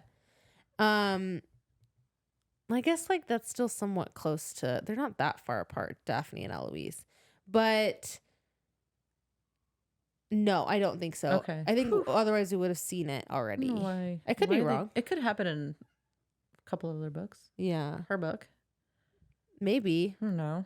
I don't know. I just don't like how many things that they're setting up in the show. It's just too much. Well, they're probably going to cut it down to 4 or 5 seasons. Yeah, because they are already doing Francesca's. Yeah. And, I mean, they haven't done Benedict. I don't think Benedict will ever get a fucking season at this point. His book version doesn't deserve People are begging for it, and I'm like, do you know what you're asking for? Because you don't. Did you see all the comments on the TikTok I posted today of that quote? Yeah. And they're like, no, this isn't Benedict. No, Benedict would never. I know. I wonder what they're going to do with that. It'll be interesting. I'm very interested to see that. No, I think Colin and Penelope's one is fine. It's basically what I expected. I just wish there would be more Colin and Penelope. Yeah, I did hear people were missing them. There just wasn't way too much going on. Yeah. Yeah, I also didn't like the balloon scene. I did watch that today. That was hilarious. It was honestly really, really ill-placed and stupid. Like, they were trying to give the actor Luke Newton, like, a moment the way Anthony had when he was all wet, a moment the way Simon had. Like, they're like, what can we do? What can we do? We really have, like, to sex them up before they get together, right? Oh my gosh. And I just... it is what it is. I thought it was really fucking weird. It was hilarious. Like, for what reason are we doing this? I don't know. Other than that, it's fine. I'm sure there'll be more. Like, I'll have more stuff to judge all the way around when we get, I think, to the second part. And that's not out yet. Right. That comes out next week. Yeah. So we're like probably 2 or 3 weeks behind from talking about that. Yeah. Okay. Yeah. So, anyways. Is that it for book to show comparisons? Yeah. I don't really have a ton. I think I was talking about more of them when we were actually recording. So the word muttered is 43 times in this book, and murmured is 82. They're muttering and murmuring all the way through this. There are a lot of muttering and murmuring. Yeah. I was like, I have to look this up. I'm like, okay, what's your quote of the week? Isn't it nice to discover that we are not exactly what we thought we were? That was mine. Yeah. What? I had so many contenders. Did you really? Yeah. There were definitely a lot of good ones. Which way to go? But that was my favorite. I liked that one a lot. Yeah. The best message. I agree. Who would you be? I think that I would be Hyacinth or Felicity. Okay. I picked Eloise. Yeah. I'd I be feel one you. to shut away after a fight with my brother. Oh. No, that's fair. That is fair. No, but I couldn't get, I wouldn't. I couldn't have the FOMO. it's like, I gotta go see what's going on. Yeah, for sure. I do love Eloise, though, in like every book so far. I do too. I'm interested to see what we get when we get her book too. Who would you want to be? You know what? I am feeling Penelope. I think I'd want to be Penelope. I was gonna say that too, but then I just thought of like her falling out, like taking the blame probably in the eyes of society as being whistled down later, and I was like, I couldn't handle that public. The that lies public? on me. Well, I feel like the thing is, but everything else, yeah. The thing is, though, is like, if you are writing a column like this secretly, where you know if there's any chance of you ever being revealed that it would go down badly, like I'm sure she's had 11 years to kind of process if this were to ever happen to her. Yeah, but I still would be so nervous. I would be nervous too, but I definitely think like if I had that much preparation, mental time, like I think I'd be okay. Like, it would suck. That is but a lot of years. Yeah. Favorite character so far? Lady Danbury. Ooh. Yeah, I love That's a Lady. good one. She's kind of the Cadillac. Cadillac. And the Cadillac. She's kind of the catalyst for Penelope's kind of confidence Character booster. development. Yeah. Who's my favorite character? I don't know. I don't know. Penelope Bowling. Penelope's a good one. She's finding herself. She's growing into herself. Yeah. She's been this badass, I do love her. Gossip columnist for the last 11 years. Pretty badass. Okay. Least favorite. She like calls Colin on this shit. I love that too. Yeah. Sorry. Least favorite character. It's gonna be obvious. I feel like Cressida Twombly. Oh. But I will say, like, I didn't like the things that Colin did, but I wouldn't say that, like, he would be my least favorite. I don't know. What's yours? No, mine was the ton. Just in general? Yeah, the society over the it. entire societal. They were, like, being super annoying about Lady Whistledown. They were. And just, like, saying how boring it is. Yeah. It's so boring. It's so boring. They're so annoying. It was annoying. I'd be so irritated. Thing is I feel like at least when we've read some of the society papers, minus like the first year that Whistledown came out and like that they were talking about Daphne and like obviously her season. I feel like most columns were talking just like, oh, how bored. It would just be like, several columns would be like, oh, boring, boring, boring, and then something would happen and then boring, boring. Yeah. Boring. Did you notice that? Yeah. So I'm like, I just feel like the group of people like that are rich and stuff probably always get bored. Yeah. I can't imagine. Right? So this Whistledown thing is like huge. Yeah. All right. I think that's it. I think that is it. Oh my gosh. How did we get here? Only 2.5 I'm hours surprised. and 5 minutes. There's going to be at least 20 minutes cut. So it's a short one. That one like stretch. I can't. I can't wait. I actually can't wait to go back. Oh my gosh. I'm just like silent laughing. Just wheezing Crying. the entire time. Just like tears streaming. I think I'm sniffling through at least the entire, like half the chapter. It's going to be really funny. God. People are gonna be like, is she okay? Well, I'm sure we'll have much more to discuss next week when we finish this up. Yeah, there's definitely more. Okay. I'm excited. Me too, because I haven't read it yet. Okay. All right. Oh my gosh. All right. If you have any questions, comments, or concerns, please email us at litlibationspodcast@gmail.com. And yeah, fanfic, fan art. Yeah, send it. What fan art did I say I wanted to see? I don't remember. Someone act out Penelope kissing.